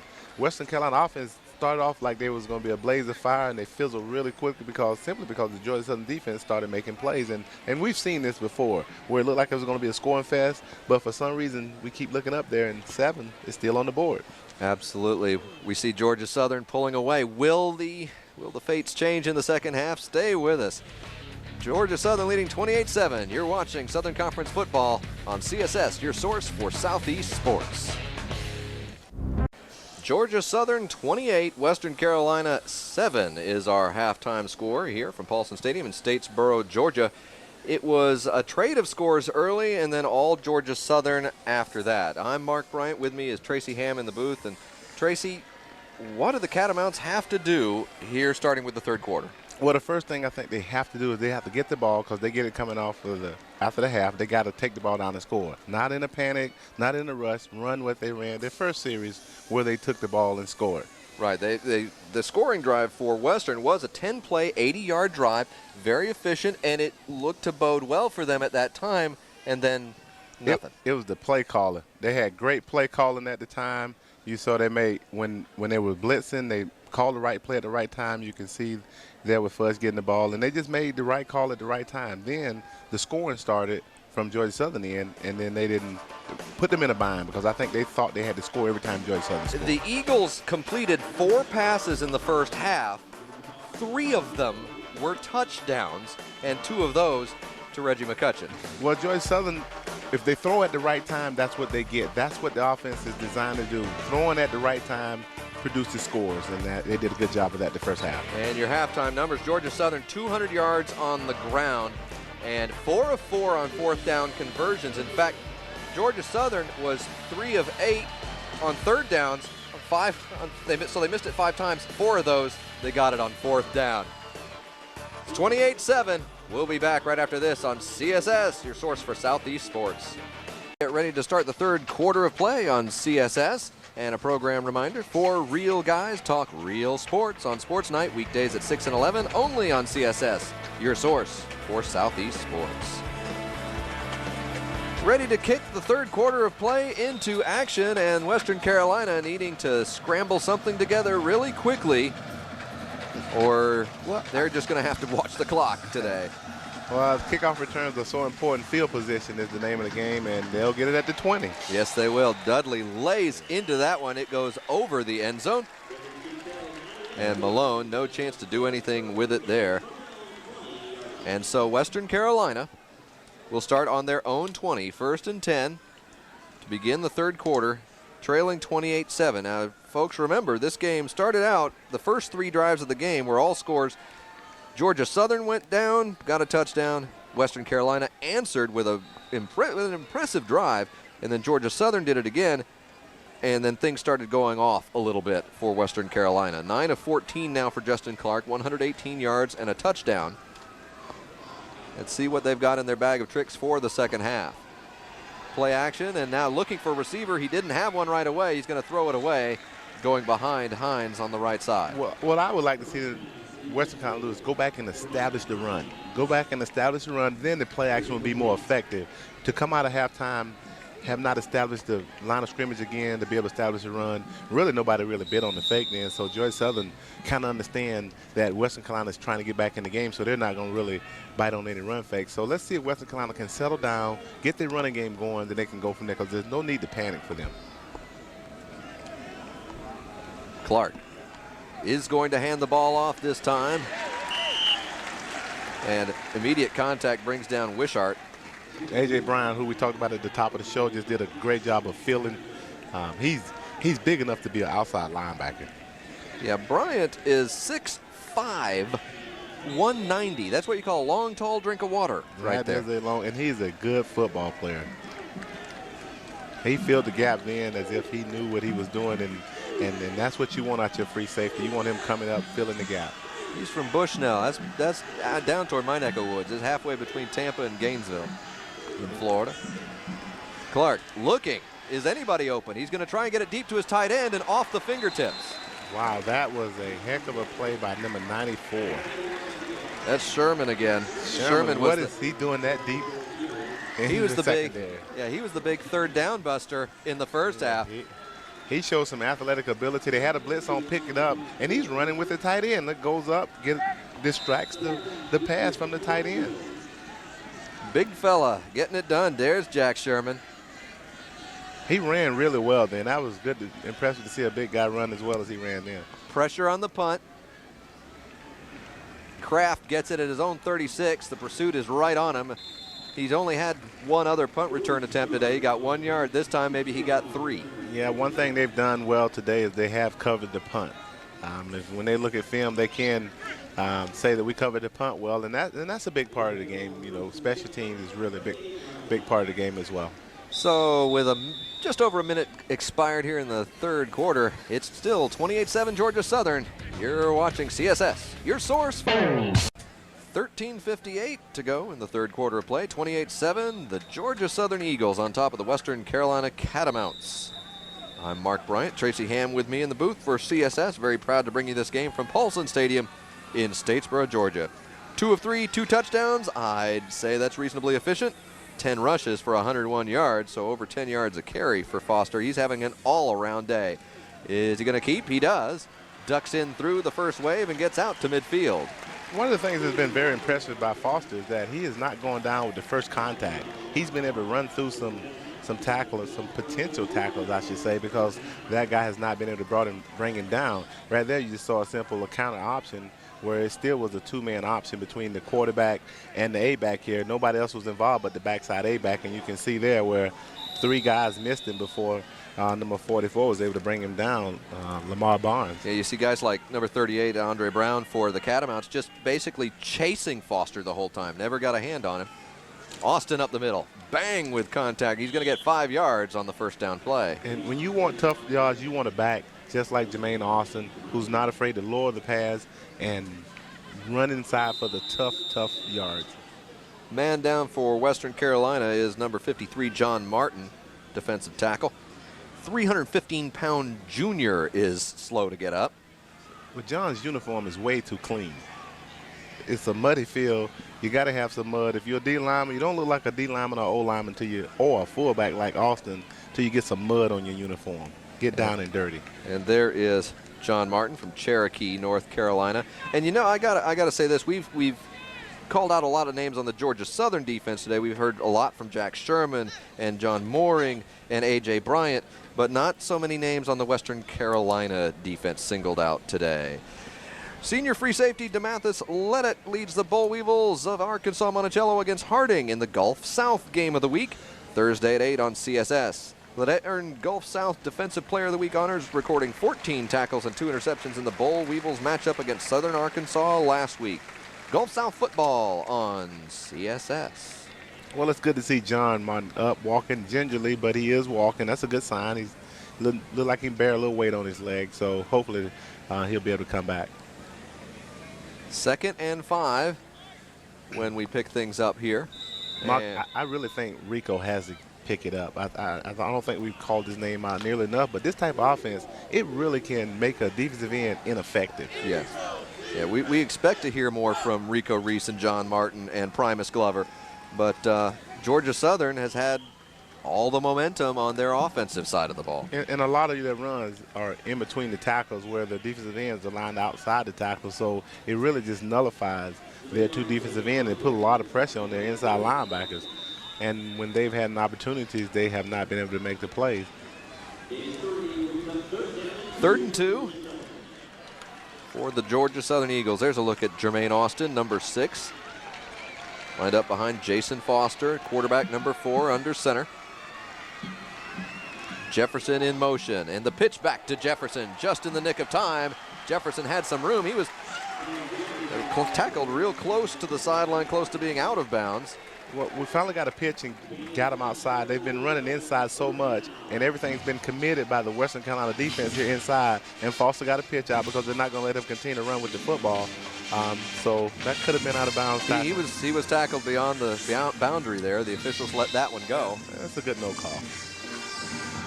But I do think that Western Carolina is so consumed with the inside the tackles running because they've been very effective, but they got to find a way to get the ball out of Jason Foster's hand. Well, it was a good job by Foster, too. Critical timing. I mean, he pitched that at the last instant because he was just about to get impact. And there's Rico Reese, again, someone we thought we'd hear more from today.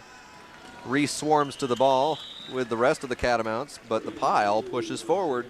Well, one thing about option football, the key opponents on defense are linebackers, secondary, and the 2 and the 3 techniques, which are the defensive guards.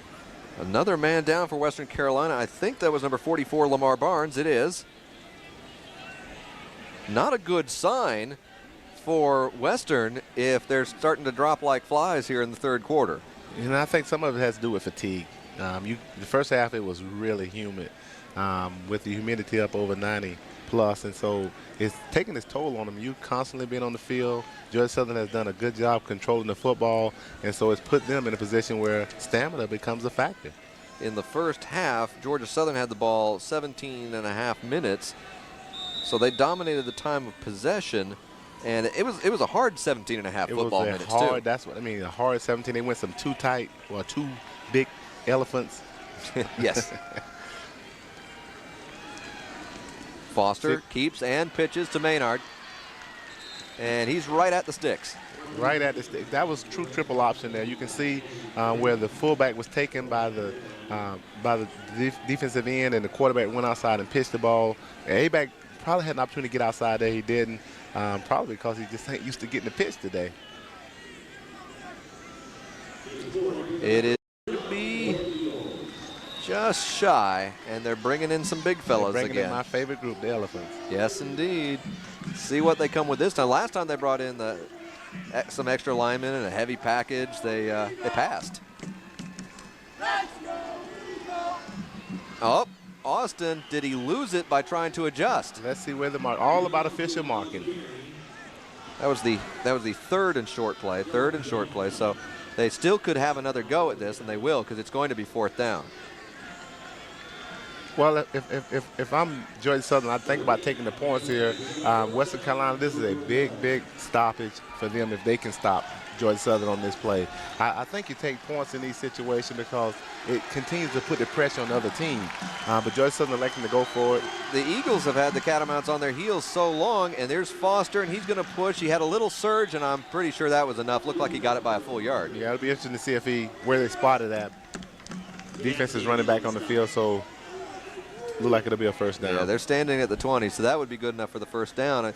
As much as Western Carolina can't get their breath on defense, do the Catamounts still have a chance in this game? Are they already behind the 8 ball? Well, when you look at the reason why they're where they are is because of the domination by Georgia Southern on the front offensive line. They just push them off the ball, and it was an easy first down. So you can understand why Coach Seawalk is going for it, but a rule of thumb, you take the points. But he knows that they're dominating the line of scrimmage. Foster is going to keep it this time inside the 20-15. They're not going to get him. Touchdown, Georgia Southern. Yeah, Georgia Southern, they have to find a way to get the ball out of Foster's hands because he's been the best player on the field today. And you can see it was just the option, a counter option back to the backside. Old belly option, they call that one, where he fakes like he's giving to the fullback. A-back comes around, and he just made a great play. Foster has thrown for 2 touchdowns. He has run for 2 touchdowns. And it is 34-7. And Dudley looking to tack on the point. Well, Coach Seawalk has to be really ecstatic about this because his quarterback is the best player on the field today. Normally it's been his fullback, but today it's his quarterback, and that shows growth from Foster. The point is good. It is 35-7 favoring Georgia Southern. Stay with us. You're watching Southern Conference football on CSS, your source for Southeast. We're going to look at this last play again, and Tracy Ham, you ran this Georgia Southern offense as good as anyone ever did. Tell me what kind of decisions have to go through the mind of Jason Foster. First, you look at his eyes. Once he get his head around, he immediately have to pick up the defensive end. If his defensive end goes out to the pitch back, you'll see here where the defensive end goes out to take out the pitch back. Now it's just looking for the alley. So he did a great job with his eyes, and then picking up the number 2 guy, you call him, who you pitch off of. And then once he picked up that, he was able to run the alley. Good job with the eyes and just as good with the legs. Once he was in stride, I don't think there was anybody who could get close. Speed is always king. I thought points were king. Yeah, after speed. Speed. It's okay. It's a king hierarchy. Yeah, it's a hierarchy, like king and queen. Like, oh, okay. You're the king in the house, but you're really not in charge. But you call the king, but the queen really is in charge. I'm not even going to go there. You settle that yourself. Well, speed is king, points is queen. Okay. Now you determine which one's in charge. You work that out. 35-7 is the score. And here comes Justin Clark. And there we are. There's the king right there, Tracy Ham. And I'm Mark Bryan. Good to see you. Justin Clark, the quarterback, trying to lead Western Carolina into some semblance of consistency here. That's been a problem for them. Spin move that doesn't work. J.C. Brown. Well, I think Western Carolina's gotten way off their rhythm. They lost their rhythm. I would have liked to see them come out in the third quarter and get back into their rhythm. They was not able to. And so now they're playing from behind the 8 ball, and they're doing the right move here, is going no huddle. And see if they can't get a quick score, because you asked me earlier, do they have a chance to come back? Unless they make several big plays, they're in jeopardy of getting blown out again. Lewis Barr, number 2, in on the tackle there. Again, he's the only North Carolina native on the Georgia Southern roster. Clark looks right, then throws left.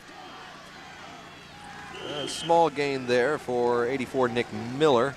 And Georgia Southern content with those kind of screens now. Western Carolina has to push the ball up the field. If they're going to be effective offensively, they're going to have to push the ball up the field and see if they can't get some of the speedy receivers the ball and make some plays.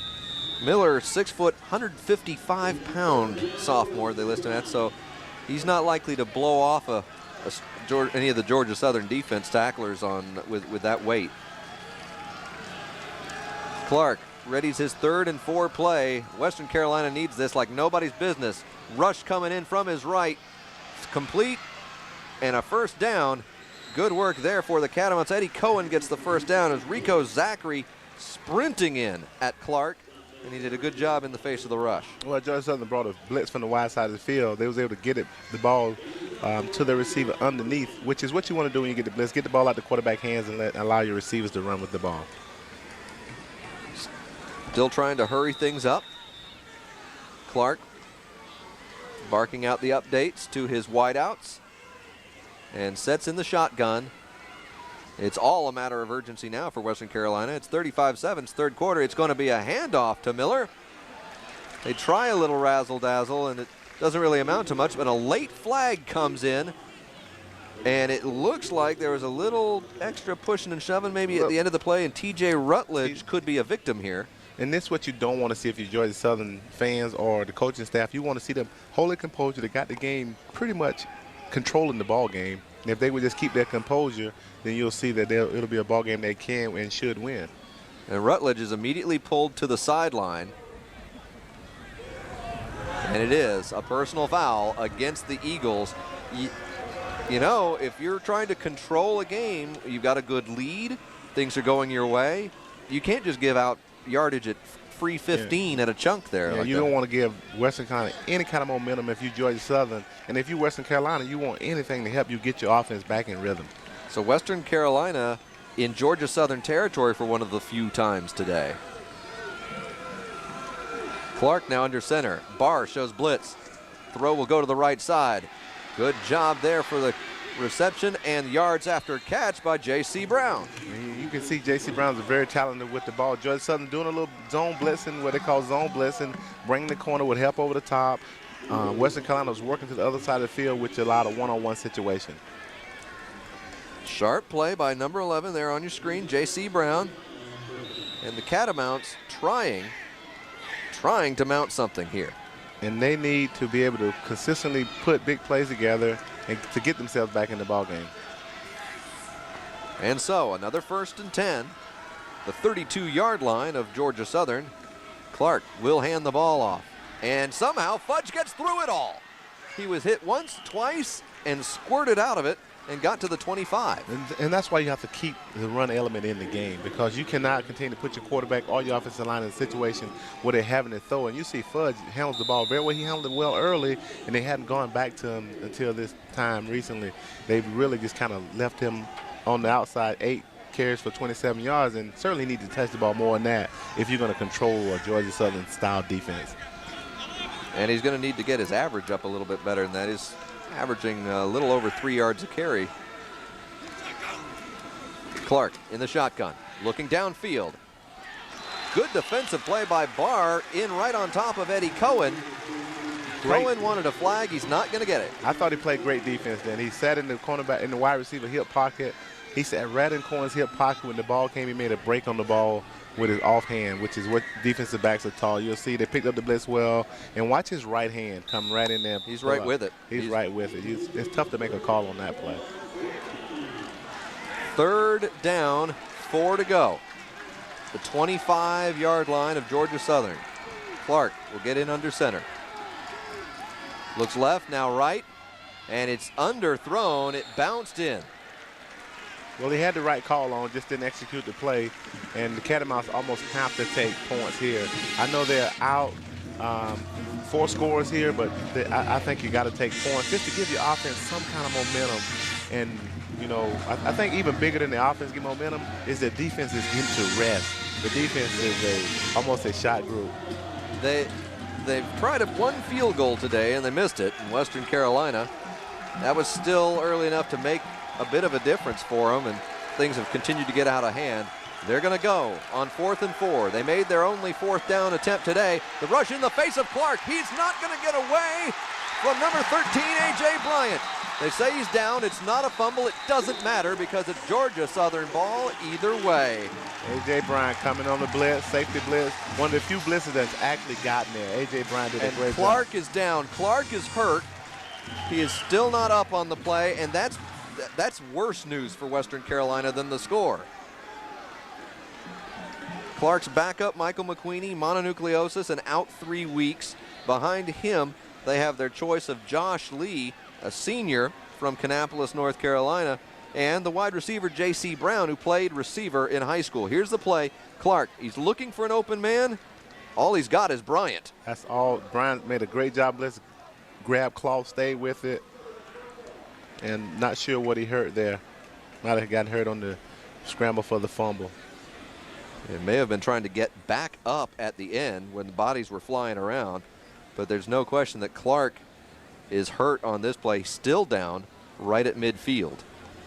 From this angle here, it was hard to tell what he actually could have hurt, and so won't really speculate.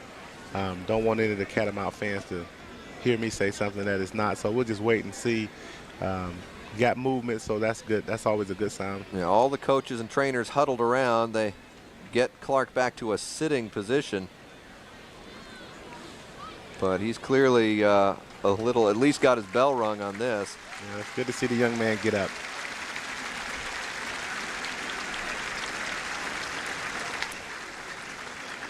Now, Western Carolina, we talked about the contrast between how these teams have played this year. Western Carolina, again, they won their first 2 games, and then a low-scoring loss. Of course, they had a game that was called off due to the hurricane and the crisis thereafter. But then another low-scoring loss. They haven't won a game since September 10th.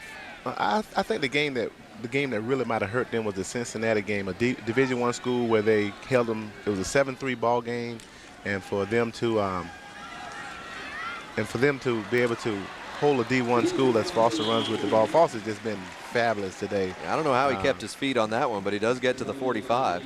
And for them to hold Cincinnati to 7 points and losing the game 7-3, I think it may have fooled them into thinking they were better than they were. And the reality of it, Cincinnati's not a very good team. Here's Foster on that last play. He turns around looking for Jefferson, who wasn't there. Well, the offensive lineman, we always taught him never stand, always move forward. And Foster ran into them. He might have gotten a bigger play that had his offensive line not been in the way. Maynard in motion. The handoff will go to Austin up the gut for a first down.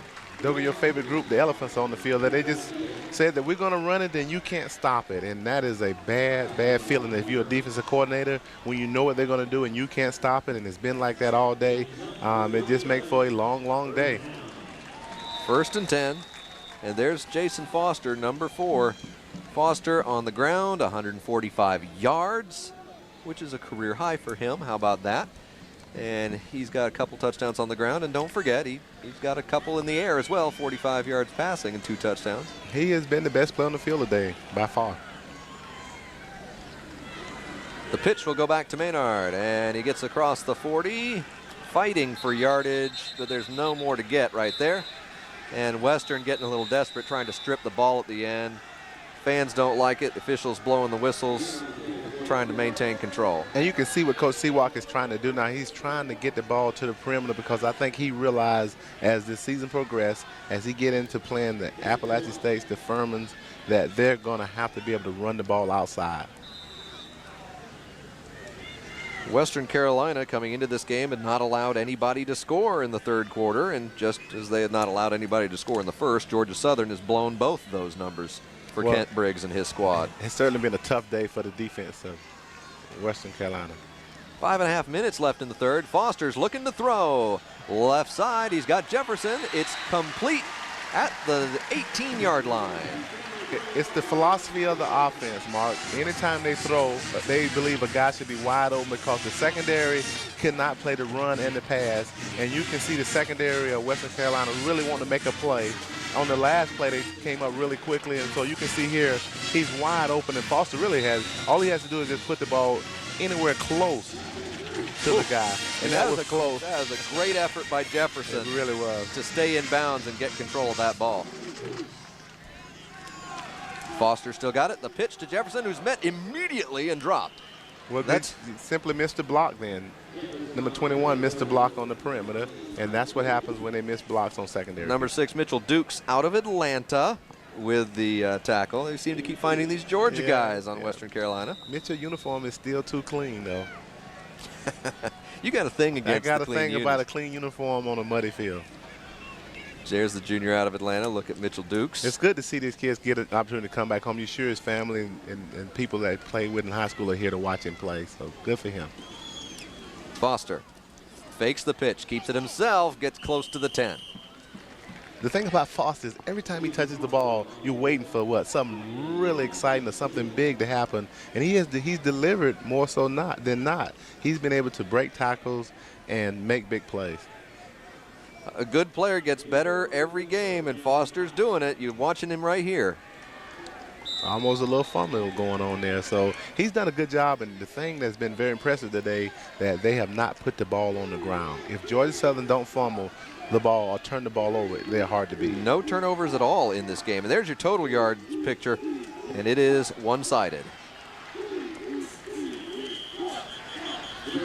Georgia Southern on 3rd and 4, trying to push in for a first down. Fans not liking how Western Carolina is, shall we say, finishing the tackles. Well, Western Carolina said, hey, we're not going to lie down. We're going to keep playing hard until after the whistle. Yeah.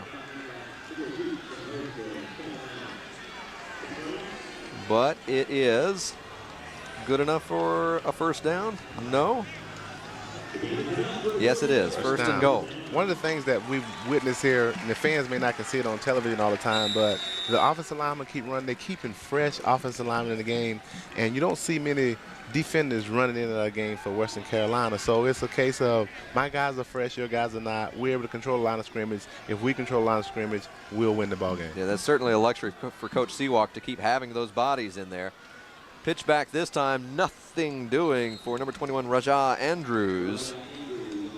Western Carolina defense is still playing hard. You always want to see that as a coach. You want to see your team continue to play hard because guess what? You got to line up next week and play another one.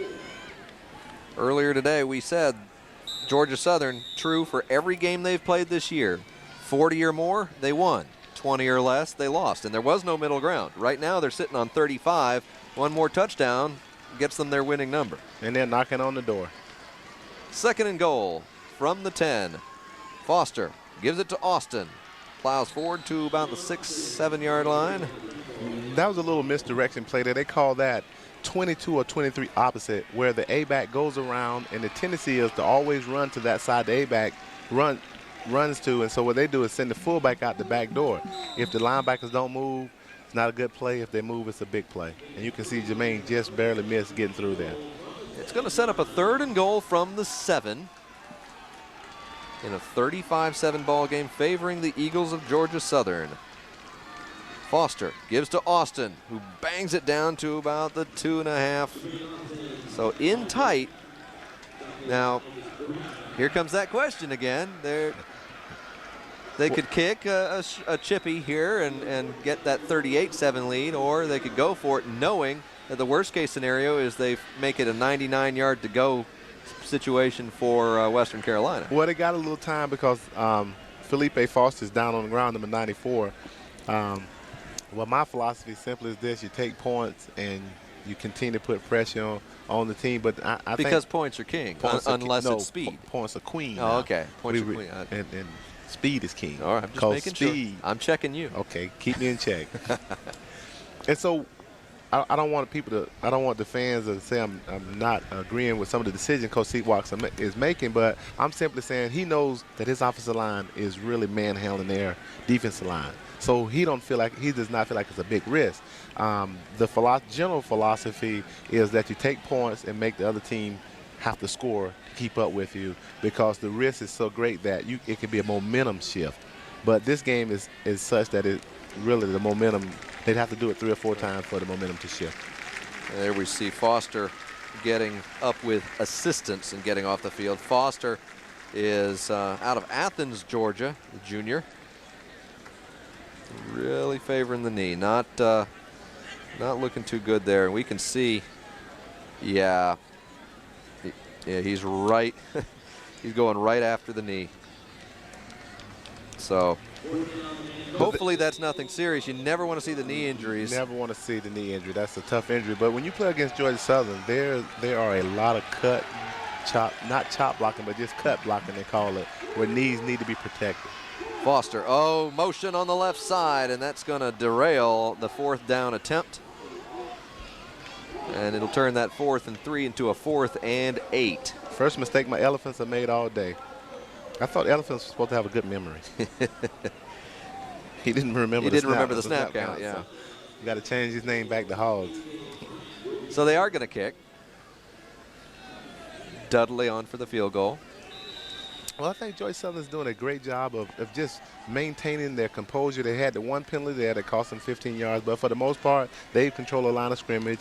They've given Foster room to run with the football. And, you know, Jermaine Foster is not just stood out today, but what he's done as the field goal goes through for Georgia Southern, what he's done really well is that he has made them conscious of the middle of the defense. And he's done a good job of getting the down and dirty yards. And you know, I like a dirty uniform, and I guarantee his uniform is good and dirty. Well, it is now 38-7 with the field goal from Jonathan Dudley. A big lead for the Eagles. The Eagles have a great tradition here. So many wins and national championship flags flying. And, you know, my broadcast partner here is actually part of that history, Tracy Ham. Retired jersey and championship rings. And, you know, tell me about your days at Georgia Southern. Well, we were just a group of young guys mixed together, and we gelled together really well. And we had a great coach in Coach Eric Russell, and what Coach Russell did was he did a good job of making sure that we were a cohesive unit. And so what that did for us is that it allowed us to play the game. We learned how to play the game how it's supposed to be played. And Coach Russell was the mastermind of that. The people here always have been very supportive. It's a community effort. The community has gotten behind the program, not just Bullitt County, but the surrounding counties, and it just was a great run. We had a great run at it, and we kind of set a standard that we really put the pressure on the young kids to keep up. So we really try to come back. And like Foster, that's why I'm so happy to see Foster play the way he's playing, because he is certainly in a quarterback-run offense. It's a quarterback-driven offense, and he has a chance to establish himself as one of the better quarterbacks to come through as well. The kickoff is a touchback, so Western Carolina will resume at their own 20 with less than 2 minutes remaining in the third quarter. And just want to remind all the folks who we're working with here, Tracy is one of the Southern Conference greats, and certainly one of the Georgia Southern legends. You know, they don't put pictures and framed jerseys up of just anybody around I thought here. I stuck that by you since you was on the same side, man. No. I tell you, I ain't been able to get anything by you today. I tell you, I'm getting a little slack. Let's see who come out at quarterback here, since the last series Justin got hurt, and looked like it's going to be Josh. Huh? Josh Lee, number 12. 6'2", 245-pound senior. And he will immediately toss to his right for a short gain, about 2 yards for Hines. Josh coming out throwing the football. That's the only chance they have right now is to throw the football. So, and just to finish that thought we was talking about when I played here, we had some great team. We had a great team effort. I mean, it's a quarterback-driven offense, but from a teammate standpoint of view, everybody really got along, and it was a great unit with a lot of support and a lot of people involved. So I was just one of the wheels in the cog, and the expectations now are really high around here. Absolutely. The couple losses in a row really set some people on edge, because you just don't do that in Statesboro. This is going to be a handoff to Fudge. Well, you don't do it and keep a job, that's for sure, you know. And not that Mike's in jeopardy of losing his job. I'm not saying that at all. I'm just simply saying in Statesboro, you know, you got to win. With the flags flying. With the flags flying. You know, I think what people want around here is an opportunity to win another championship. They know how hard it is, but getting into the playoff is king. Well, that's another king, huh? Yeah. It's a lot of kings around here. I meant to tell you that. I didn't tell you that. There's a lot of kings around here. Kings and queens. Mm-hmm. But you got to get in the playoff as a standard. How about that? There you go. Talk about your clean jerseys. Lee fresh into the game. Fudge up the middle. He's got open room. He can't beat him, though. He's tired. Yeah, he got tired then. You see, he just broke through the middle, and they running the football. It's a little Oh, late maybe now. he got hurt, actually. He comes up limping. Might have pulled the hamstring. He got across midfield, and then everybody caught him. And could be a little tweaked a little. Yeah, he's reaching for the hamstring. Yeah, looked like he come make a great cut right there. And you see, Georgia Southern do have some of their backups in the game. Yeah, right. Yeah, he try. Maybe it's when he pulls up. Maybe when he sees the tackler, because That's always to get you an escape. Well, my hamstring. Well, he looked like he's genuinely hurt his hamstring, so we'll keep an eye on that. so Lee in the shotgun. Fakes the handoff, now rolls to his right. The pursuit is on. He's running out of room, and he's out of bounds. Well, just know where to throw the football. Georgia Southern's doing a good job. The young guys, you'd really like to see the young guys get some playing opportunity. Whether it's a blowout on your end or the other end, you still have to get them in there because one day that's the future of your team, and you like to see that. I know it's a tough time for Josh, but he needs playing time if they're going to be effective. There's the defense for the Eagles. And you know what? I got to say, I think if it was Foster or Austin running that ball up the middle, no one catches him. And right now, Fudge is an example that Western Carolina, right at the moment, is getting beaten in every phase. Yeah, they're getting beat physically as well as mentally. But they had a great opportunity to make a big play into a great play. Well, he only could keep it to be a great play because he only could keep it to be a big play because a great play he'd have scored. Yeah. And so he only could keep it a big play. As you see, they lose the mental edge here with the offsides. So Western Carolina got some things they got to work on. So the motion penalty moves Kent Briggs' team back a little bit more. Second down and a bunch. They're looking at maybe 18 yards here. And no coach like to lose, Mark, but this is one of the worst situations you can be in. You can see some of the history of Western Carolina. I mean, we talk about Georgia Southern. Western Carolina's been there too, but with the one time to the runner-up to Southern Illinois back in '83. So this is a school that's capable of putting something together too. Lee has got to keep it. The coverage is just too good. Look, they was trying to get a screen off there, and he could not throw it because he had an illegal man downfield, so he was forced to eat the ball, and Georgia Southern is really pursuing the ball well. And you can see those young guys really loving this opportunity to get in the ball game and get them some stats on the board. So now it's third down and forever at the end of the third quarter. We'll come back for the final period. It is 38-7. Favoring the Georgia Southern Eagles over the Western Carolina Catamounts. You're watching Southern Conference football on CSS, your source for Southeast sports. Set to begin the fourth period, 38-7. It's all Eagles right now. Western Carolina with the ball. They're going to have to do something fast and furious to make any noise here in the fourth quarter. Lee, the rush is in his face. Pass complete on the right side to number 9, Eddie Cohen. Well, Georgia Southern guessed right then. It was a guessing game early. Western Carolina guessed right. Now Georgia Southern is just picking their choice when they want to do what, because they took a cornerback, blitzed in, and ran it right into the face of the quarterback. Well, it's going to set up a 4th and 16. And Western Carolina is pretty much now in a we're going for it anytime we got the ball because we don't have a choice mode out there on the field. And this is when you love to be a defensive player and you hate to be an offensive player. How about Lee, who doesn't get a whole lot of playing time and thrust into this kind of situation? Protection breaks down on the right side, but he gets the ball to his man, but off the hands. That was we got and some a collision. There's 2 down on this one. Cohen and Zachary hit with a vengeance. Zachary's the first to get up, and Cohen, he's not just down, he's twitching. He is really feeling it right now. That is not a good sign. Wow, he's in a lot of pain. Zachary's down as well. Zachary's getting off with help from his teammates, but what a smack. Must have been a head-to-head the way that they went down. You can see Coach is really upset about the way the contact went out. We got to be careful with both teams here, too. Anytime something like this happens, it becomes really emotional for both sides. We got to get some help out on the field. So just a little bit into the fourth quarter, and a 4th down play turns into a crash. And we're going to get another look at this and see what happens between Zachary and Cohen. Hit him right in the back of the head, and that's borderline. That's really borderline because you see the guy's defenseless here. Oh, and then the head smashes into the ground. Right, yeah. They immediately bring out the stretcher and backboard. Yeah, and that's borderline, and that's what Coach Briggs is complaining about. That's really borderline because he took a couple steps. He has no chance of defending himself in that situation. Both teams know immediately how serious this is. We're going to step aside for just a moment.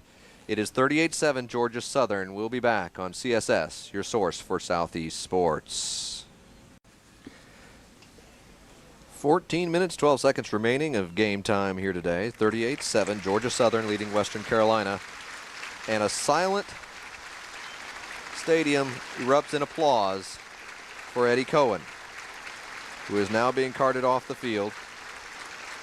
It was as quiet as a football stadium can possibly be as they tended to Cohen on the field, and the fans for both sides let their emotions be known as they applaud for Cohen. Martin, you can see everybody did their job. In those situations, people are on standby. You don't want to see them work, but they were in position, and you can see them doing their job. And this is going to be the tough part. You know, how do these young men come back and get back into the floor of football? I want to remind you to catch more Southern Conference football action next on CSS. The 7th-ranked Furman Paladins host the 16th-ranked App State Mountaineers. Oh, that's a big one in SoCon play. CSS, stick around for that.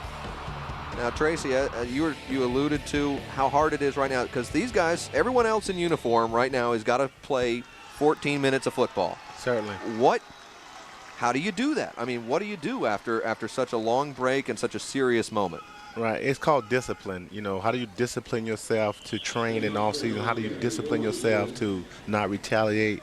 You know, how does Western Carolina football team go out and just play, you know, and hoping and knowing that that's part of the game, but it happened to one of them this time, so they keep their composure. It's called discipline. You know, certainly Coach Briggs has his young men disciplined, as well as Mike Seawalk and his kids. Just go out and play hard, and understanding that as a risk. 2nd and 9. Smiley in at quarterback, hands to Austin, who'll just go right into the middle, gain of 2 or 3, and sets up a 3rd down play. I am surprised to see Jermaine still in the game at this juncture of the game. He's such a big cog in the wheel for Georgia Southern, and to see him still in the game is a bit surprising because, you know, it's late in the game and he's ran for some tough yards, and to still have him in there is somewhat of a question. Well, Austin comes up to the line with Smiley there. Smiley under center. And Smiley will roll and pitch. And the pitch was forward. It will be an incomplete pass. He's trying to get the ball out to number 7, Steve Steele. Yeah, some people think that's a fumble, but that's actually, you pitch it out in front of them for sometimes that reason, that it's an incomplete pass. You know, to see Smiley in there, you know, as you see him pitch the ball forward, I just know the separation wasn't very good. The distance between the quarterback and the pitchback wasn't very good then, so you can see why that would happen. First chance to call Steele's number today. I'm sure he didn't want to start by diving for that ball out of bounds like that, but it's going to turn into a punt for Georgia Southern, only their 2nd today. Kick is up and away. Fair catch called for and made at the 20 by Francis Brown. So it's safe to say the punter won't be tired today, huh? No, he should be in good shape. Let's see if he has a clean uniform. There's the Georgia Southern Eagle. The next Georgia Southern home game is October 22nd versus the Citadel. You know, I think I'll be at that one. What about you, Well, Tracy? we'd love to have you. Always a pleasure to have you down in this neck of the woods. Because that game's going to be on CSS as well. Oh, you coming to work again? When are you just going to come and visit? You know, it's not work. It's fun. What Okay. can you say? 38-7. It's not fun for Kent Briggs and his group for a couple reasons. So, you know, they're losing the game and losing badly right now, and now everyone's mind has to be divided and wondering about Eddie Cohen. Certainly, and Coach Briggs is a professional, and we'll see if he can't get his kids through and keep them playing hard. Lee pitches to Fudge, who will get 3, maybe 4 yards on the play. Well, now that clock, you go, can we do like my kids doing Pee Wee, just move the clock forward? But the Southern Conference doesn't allow that, you know. the Mercy Rule. This would be a good day for the Mercy Rule, not because they're not playing with, just because of what's on their mind. Yeah, I'm sure some of them wouldn't mind moving forward like watching a game replay. We continue with action later in the fourth quarter. Yeah, but this isn't. But for me, I still think this is a very important time for Western Carolina. They've lost with 3 ball games in a row now, and they really have to find themselves. In week 3 they were in the rhythm of the conference. They was right in the heat for the conference title. Early may have been, but they still were in the heat. Now they find themselves with 2 losses, looking on from the outside in, but you never know what happens in this business. Shotgun snap to Lee, who was looking out to his wide receiver when the ball hits him. He was looking to Hines to adjust his wide out on the right side, and then the snap came. Oh, nothing, no breaks today for the Catamounts. And these are the kind of mistakes that you would like to see the kids clean up, so that when they go into next week, they don't spend time cleaning this up. They can go in and put the game plan in for the next week's opponent. So 3rd down, 15 to go. Western Carolina now on their own 16-yard line. Do you have any 3rd down and 15 calls in your pocket? You know, as a coach, you don't want to design too many of those because you never hope it actually becomes necessary. I think you have to keep just 1 in your pocket, though. Lee looking deep, finds a man at the marker, running back to the ball. It's going to depend on where they go with this. Oh, flags from everywhere. And that's the one thing you don't want to see is composure, you know. And that's what we're talking about with the injury. And you know it has to be from the injury and it's spilling over. You want to see the kids just keep their composure. You're playing. You got to keep playing and let the game come to you and not try to do anything like that to hurt the ball club, because that certainly hurts your ball club. Miller got it close to a 1st down and then did a little extra with the football, and, well, that's 15 up, 15 back. And it'll stay. If it was a dead ball foul, it'll go to the next down. One more time. Good throw and catch here. Very good. But it's what catch. happens next. Yeah, that you can't do that. That Miller just flips the ball right in the face of the opponent. Yeah, and the coach actually had a 3rd and 14 play in his pocket. He could have went for it on 4th down, but for something like that to happen, you cost your team. And he's getting an earful now, and he should, because it was going to be a 4th and 1. They probably would have gone for that. Kraft with the ball on the punt return, does a little dance, but gets nowhere. And they continue to cover well on the punt. So Georgia Southern will take offensive control with 11:05 left in the game and a comfortable 38-7 lead. And just another notch in the belt for the Eagles. This is a winning program that keeps it going and going and going year after year. We talked a little bit about some of the history before, but, you know, it says our house on that wall for a reason, because Georgia Southern in Statesboro is, well, as close to a sure thing as you get in football, it seems. Well, we've established a heck of a tradition playing at home. We talk about wanting to protect our backyard. When people come here, we want them to understand that it's a tough place to win at, and it has been traditionally thus far. And what we like to do is say, when you come to our house, it's going to be tough for you to leave the way you came. And we see the Tracy Ham jersey and the Adrian Peterson jersey. He's got a couple championships too. Now, Adrian Peterson was a fabulous ball player that it's hard to describe him in words. If you didn't see him play, you missed a treat of an athlete playing the game of football in this style of offense. Smiley hands off to Austin, who's still out there. Well, I'm looking at the numbers here, and Jermaine has 22 for 95. We add those 2 yards on, they may have 23 for 96 or 7. So they may be trying to get him the 100-yard mark to continue the streak, but it's such a risky business to try to move streaks forward. And, you know, you just want to get in and out the game healthy. As you can see, it's such a violent game that you don't want to press for the numbers. You want to get the win and get out and get ready for next week. So let's see if they go to Austin again. They do. Nope, Smiley pulled it back out, and he'd got a good gainer to midfield. I thought for sure they were going to go back to him again. Yeah, the option always gets you, because you never know where the ball's at. And if we can't see it from up here, if we can't see it from up here, what do you think the defender's looking at down there? Great ball handling by Smiley. You know, and I'm not a proponent of 2 quarterback systems, the way they've used them today, but you can see I'm okay with it as long as one of them's a senior and one of them's a junior. The difference, or one of them's a sophomore and one of them's Foster's a sophomore and Smiley's a junior, so you can see where to work because you have a veteran and a young guy, and then they won't leave at the same time. Where Right. last year the two left at the same time, so you can see where it works with these two young men.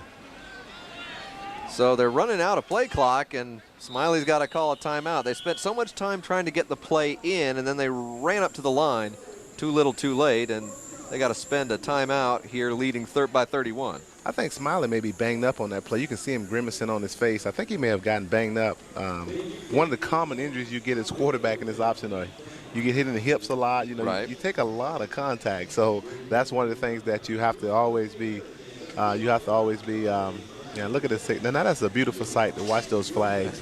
You know, I think my two of the 85. Well, I know that 85 and 86, the two on the top. So the top was symbolized. That's where we started at, and And those are the 6 national championships, 38-9 playoff record overall, and you can see the vast majority of those right here at Paulson Stadium, and an overwhelming record of 29-3. Georgia Southern, again, has known what to do and how to do it year in and year out. But one thing I noticed about that flagpole, Mark, there's room for more. Yes, it's a tall pole. It's a tall pole and plenty of room for more, and so they certainly looking impressed. What I've been impressed about with the Georgia Southern team this year, the 2005 one, is they faced adversity and stared it right in the face, and they've come back from a situation where people had written them off. There was a lot of grumbling when UT came to town about, I don't know about this kid, I don't know about this. As you see Smiley walking off holding his back. I think he took a pretty good shot in his back, but they've held the composure. Coach Seawalk's done a really good job of keeping his team composed and still giving them an opportunity. So Foster is going to step back in under center. He's got Austin behind him. Austin will get the ball, and he's going to have his 100 yards and maybe a little more inside the 40. 35 out of bounds at the 31-yard line. And now there's a little push and shoving on the sideline. You talked about keeping composure and discipline. I think some of it's unraveling in places. Yeah, some is unraveling. You can understand. I understand the Western Carolina side because Georgia Southern trying to get numbers, and you see Austin make a great bounce. I mean, this is a great bounce outside, and he has the speed to do that. But you can see them being a little frustrated with him still being in the ball game. Not that that's in their control, but you would want to see him out of the ball game because you know that he's trying to get the numbers. There's his 117 yards, and he's going to take a little breather. And new quarterback in the game, number 5, Melvin Greer. So I think they accomplished what they, like you said, what they set out to do there. Got the 100-yard mark and did a little personnel switch. Certainly, and you're good to see. We had to go to the roster to find Melvin on there. Melvin's a redshirt freshman. Well, good for Melvin, and this is how quarterbacks traditionally have been developed at Georgia Southern. He's getting a chance to get in there and play now, make his mistakes when they don't really matter. Where Foster was not able to do that last year, and he made some of his mistakes early, so they got beat. And so everybody was grumbling about Foster, but hey, Foster's the right guy for this offense. Him and Smiley are the right quarterbacks for this offense. Under 5 seconds on the play clock again, but this time they do get it off. And quick handoff inside, nets about a half a yard, if anything, and it'll be 3rd down. And some more in the face going on in the middle of that. Yeah, how about all the quarterbacks look alike almost? When we had to go to he almost looked like Foster. Yeah, interchangeable. That's the value of this scheme. And they all look similar. You look at Melvin Greer here. He's a Georgia native, and you can see where he almost looks something like Foster. And Smiley's the only different look when he's a little stouter than both of them. So it's not the classic pocket passer, 6'4" looking guy. They're all 5'9" or shorter and very fast and very skilled. I think I might have broke the mold. I was a little taller, and I might have been a little slower. If you say so. It'll bring 4th down. Well, let's see if he go for it. Well, get your kicker some work or go for it. I think now he's gotten to the point, Coach Seawalk has gotten to the point where he understands the game is, but he probably understood it long before I said he understands it, but that the game is at hand, and, you know, if you get it, you get it. If you don't, put your defense back on the field. So Greer will take the team up to the line. Georgia Southern's nailed every fourth down try today. Let's see if they've got a 4th and 9 in hand. And it looks like Greer's going to throw, but he's swarmed, gets away from it, still going, and he's going to get the first down. Look familiar? Yeah, it does. It really, really does. Amazing. It really calls for the defense to be so disciplined, not only to the front side of the play, but to the back side. They did everything right to the front side. You can see big number 55 stops. As Quincy Marshall is still wondering why he doesn't have a sack on this play. Still wondering why he doesn't have a sack, and it's because the backside was not disciplined. And so that'll set up a first down at the 15. Greer wants a little piece of the glory here today. He hands the ball off inside. It's number 39, Lance Turner. More new names getting called out here. Lance Turner, a junior out of Alpharetta. I love it when you have to look at the roster. Yeah. You get used to everybody, and suddenly, hey, wait, who's that? And there he is, number 39, Lance Turner. This is what makes practice, because you practice, you're not knowing whether you're going to play or not. You're giving a look for the other team, and all of a sudden you're blowing the team out, and you get to play. And this is what keeps these kids coming back week in and week out when they're knowing that it's not their turn yet. Sounded like you're almost breaking into your Allen Iverson impression there. That practice. Practice. No, I didn't say Allen Iverson didn't like the practice. Oh, pitch out gets him nowhere on this one. That's number 21, Andrews, Rajai Andrews. Greer got contact in the middle. He got it out just at the last second, but Andrews said, no thanks, No, man. thank I got friends over here. Sometimes you wish the quarterback would keep the ball. You probably would like to see Coach Briggs take some of his starters out. He still have a few of his starters still in the ball game, and there's a couple dirty uniforms out there. Couple dirty uniforms That's what you need. out there. Now I don't mind clean uniforms because I know you're just coming into the game, you're getting the opportunity to play. So clean uniform is acceptable now. Greer hands the ball off, and the pile moves forward to the 5 and close to a first down. I think that might have been, and more shoving. I think it was Chris Covington on the carry. It was. I really believe Coach Briggs should get his some of his starters out of the game, because Georgia Southern, they offensive linemen are like their quarterbacks. It's hard to tell the difference, and they have the same push, the same framework as all the linemen they have. And so to see him push the line of scrimmage is no surprise to us up here, because that's what they've done all day. Well, they're going to measure, and we'll step aside. 38-7 is the score. 5 minutes remaining in this game. You're watching CSS, your source. Mazda is your low-priced Mazda connection and the home of fairway value pricing. This is your guarantee that nobody from Charleston to Jacksonville can sell you. In the game, Georgia Southern leading 38-7. Nothing on first down as the Eagles got up to the line quickly. They'll go to 2nd and goal here from just inside the 5. And it is Melvin Greer, redshirt freshman, leading the offense and trying to get him in the end zone. His pitch to Steele, who's going to find the corner. Touchdown. Steve Steele, senior out of Fort Walton Beach, Florida, and you can tell his teammates are pumped up for number 7 getting in the end zone. But good for Steele. He did a great job of taking the contact and forcing his way in the end zone, and that make amends for that pitch he had to get, that he had to dive for when he just got in the ball game. That make amends for that. You can see the kids are really ecstatic for Steele. As you see the replay here, he catches the pitch, and he just willed his way into the end zone. That was nailed him right into the pylon there. Touchdown, Steve Steele, and the senior feeling the love from his teammates. Nothing like feeling the love as a senior from your teammates. He's getting lifted up on the shoulders. 45-7 the score. One more time. Steve Steele. Georgia Southern out in front on CSS. It's a battle of great basketball. 4 minutes and 1 second left in the football game. 45-7 Georgia Southern. It fits their profile. They win when they score 40 or more, and they're going to kick off one more time. There's number 42, Malone. That's tough to live up to, Mark. Scoring 40, you win. Yeah. You know. 45-7 is the score. And Western Carolina desperate to see anything that's good news at this point. A fair catch actually called for at the 24-yard line. Report in on Eddie Cohen, the injured Catamounts wide receiver. He does have feeling in his extremities. He will be kept overnight for observation here in Statesboro, East Georgia Medical Center. And so good news there that there's some progress and some positive stories coming out of Eddie Cohen, because things did not look good for him when he left the field. We're just ecstatic to hear that. That's good news.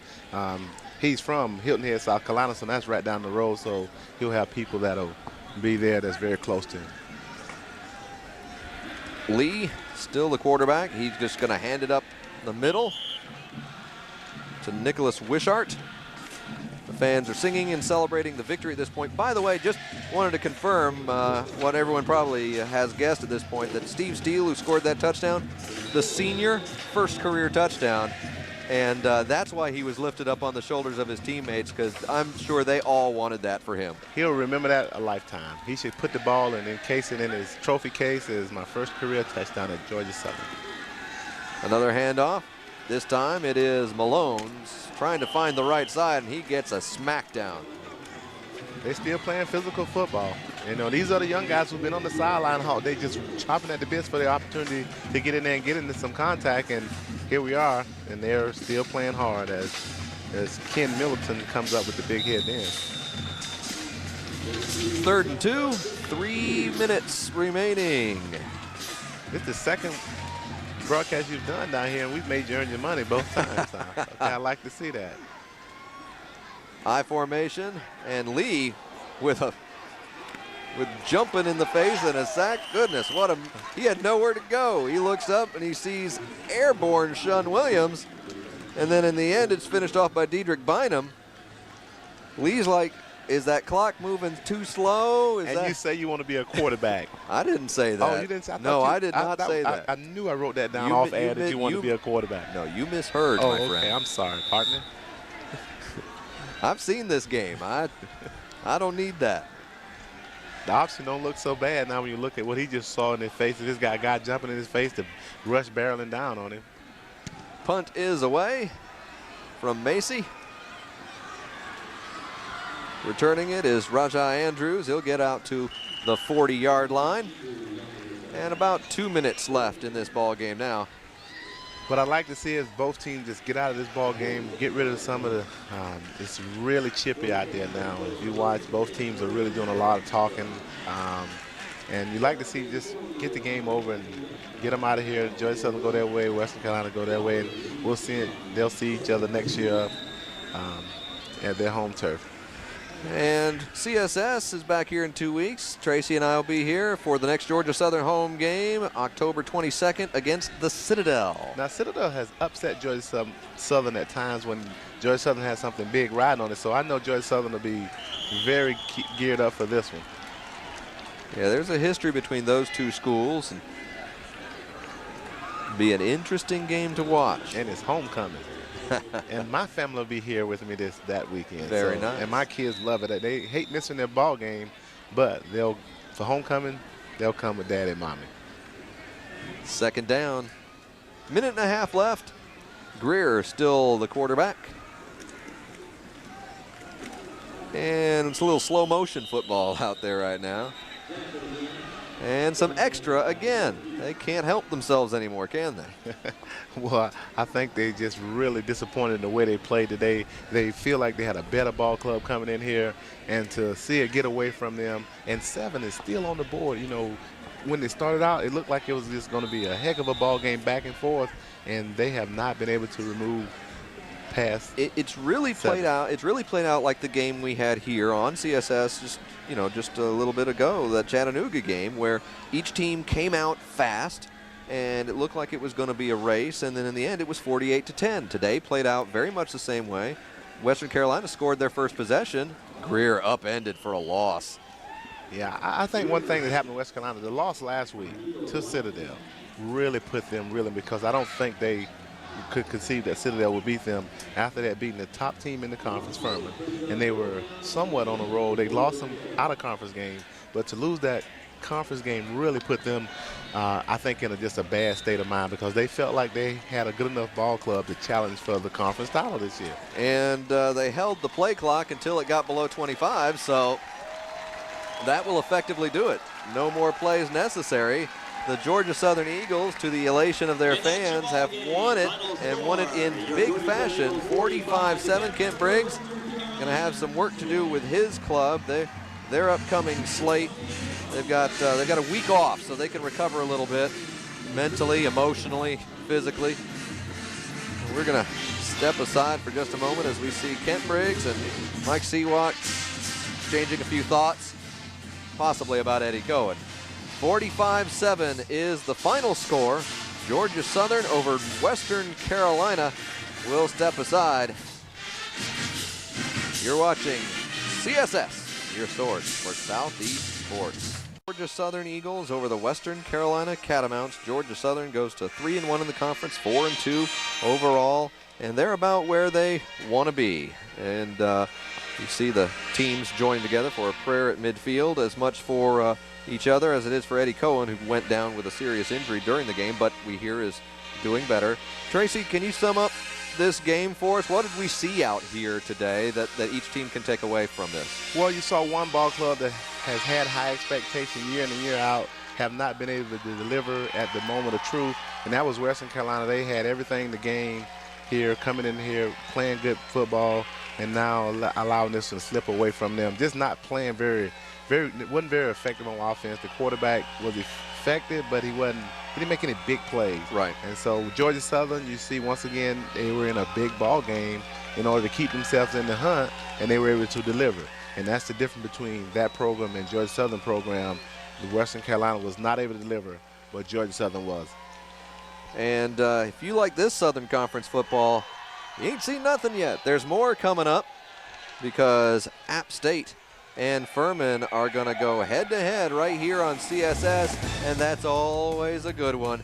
So there's something to look forward to. Keep it right where you are. And you know what?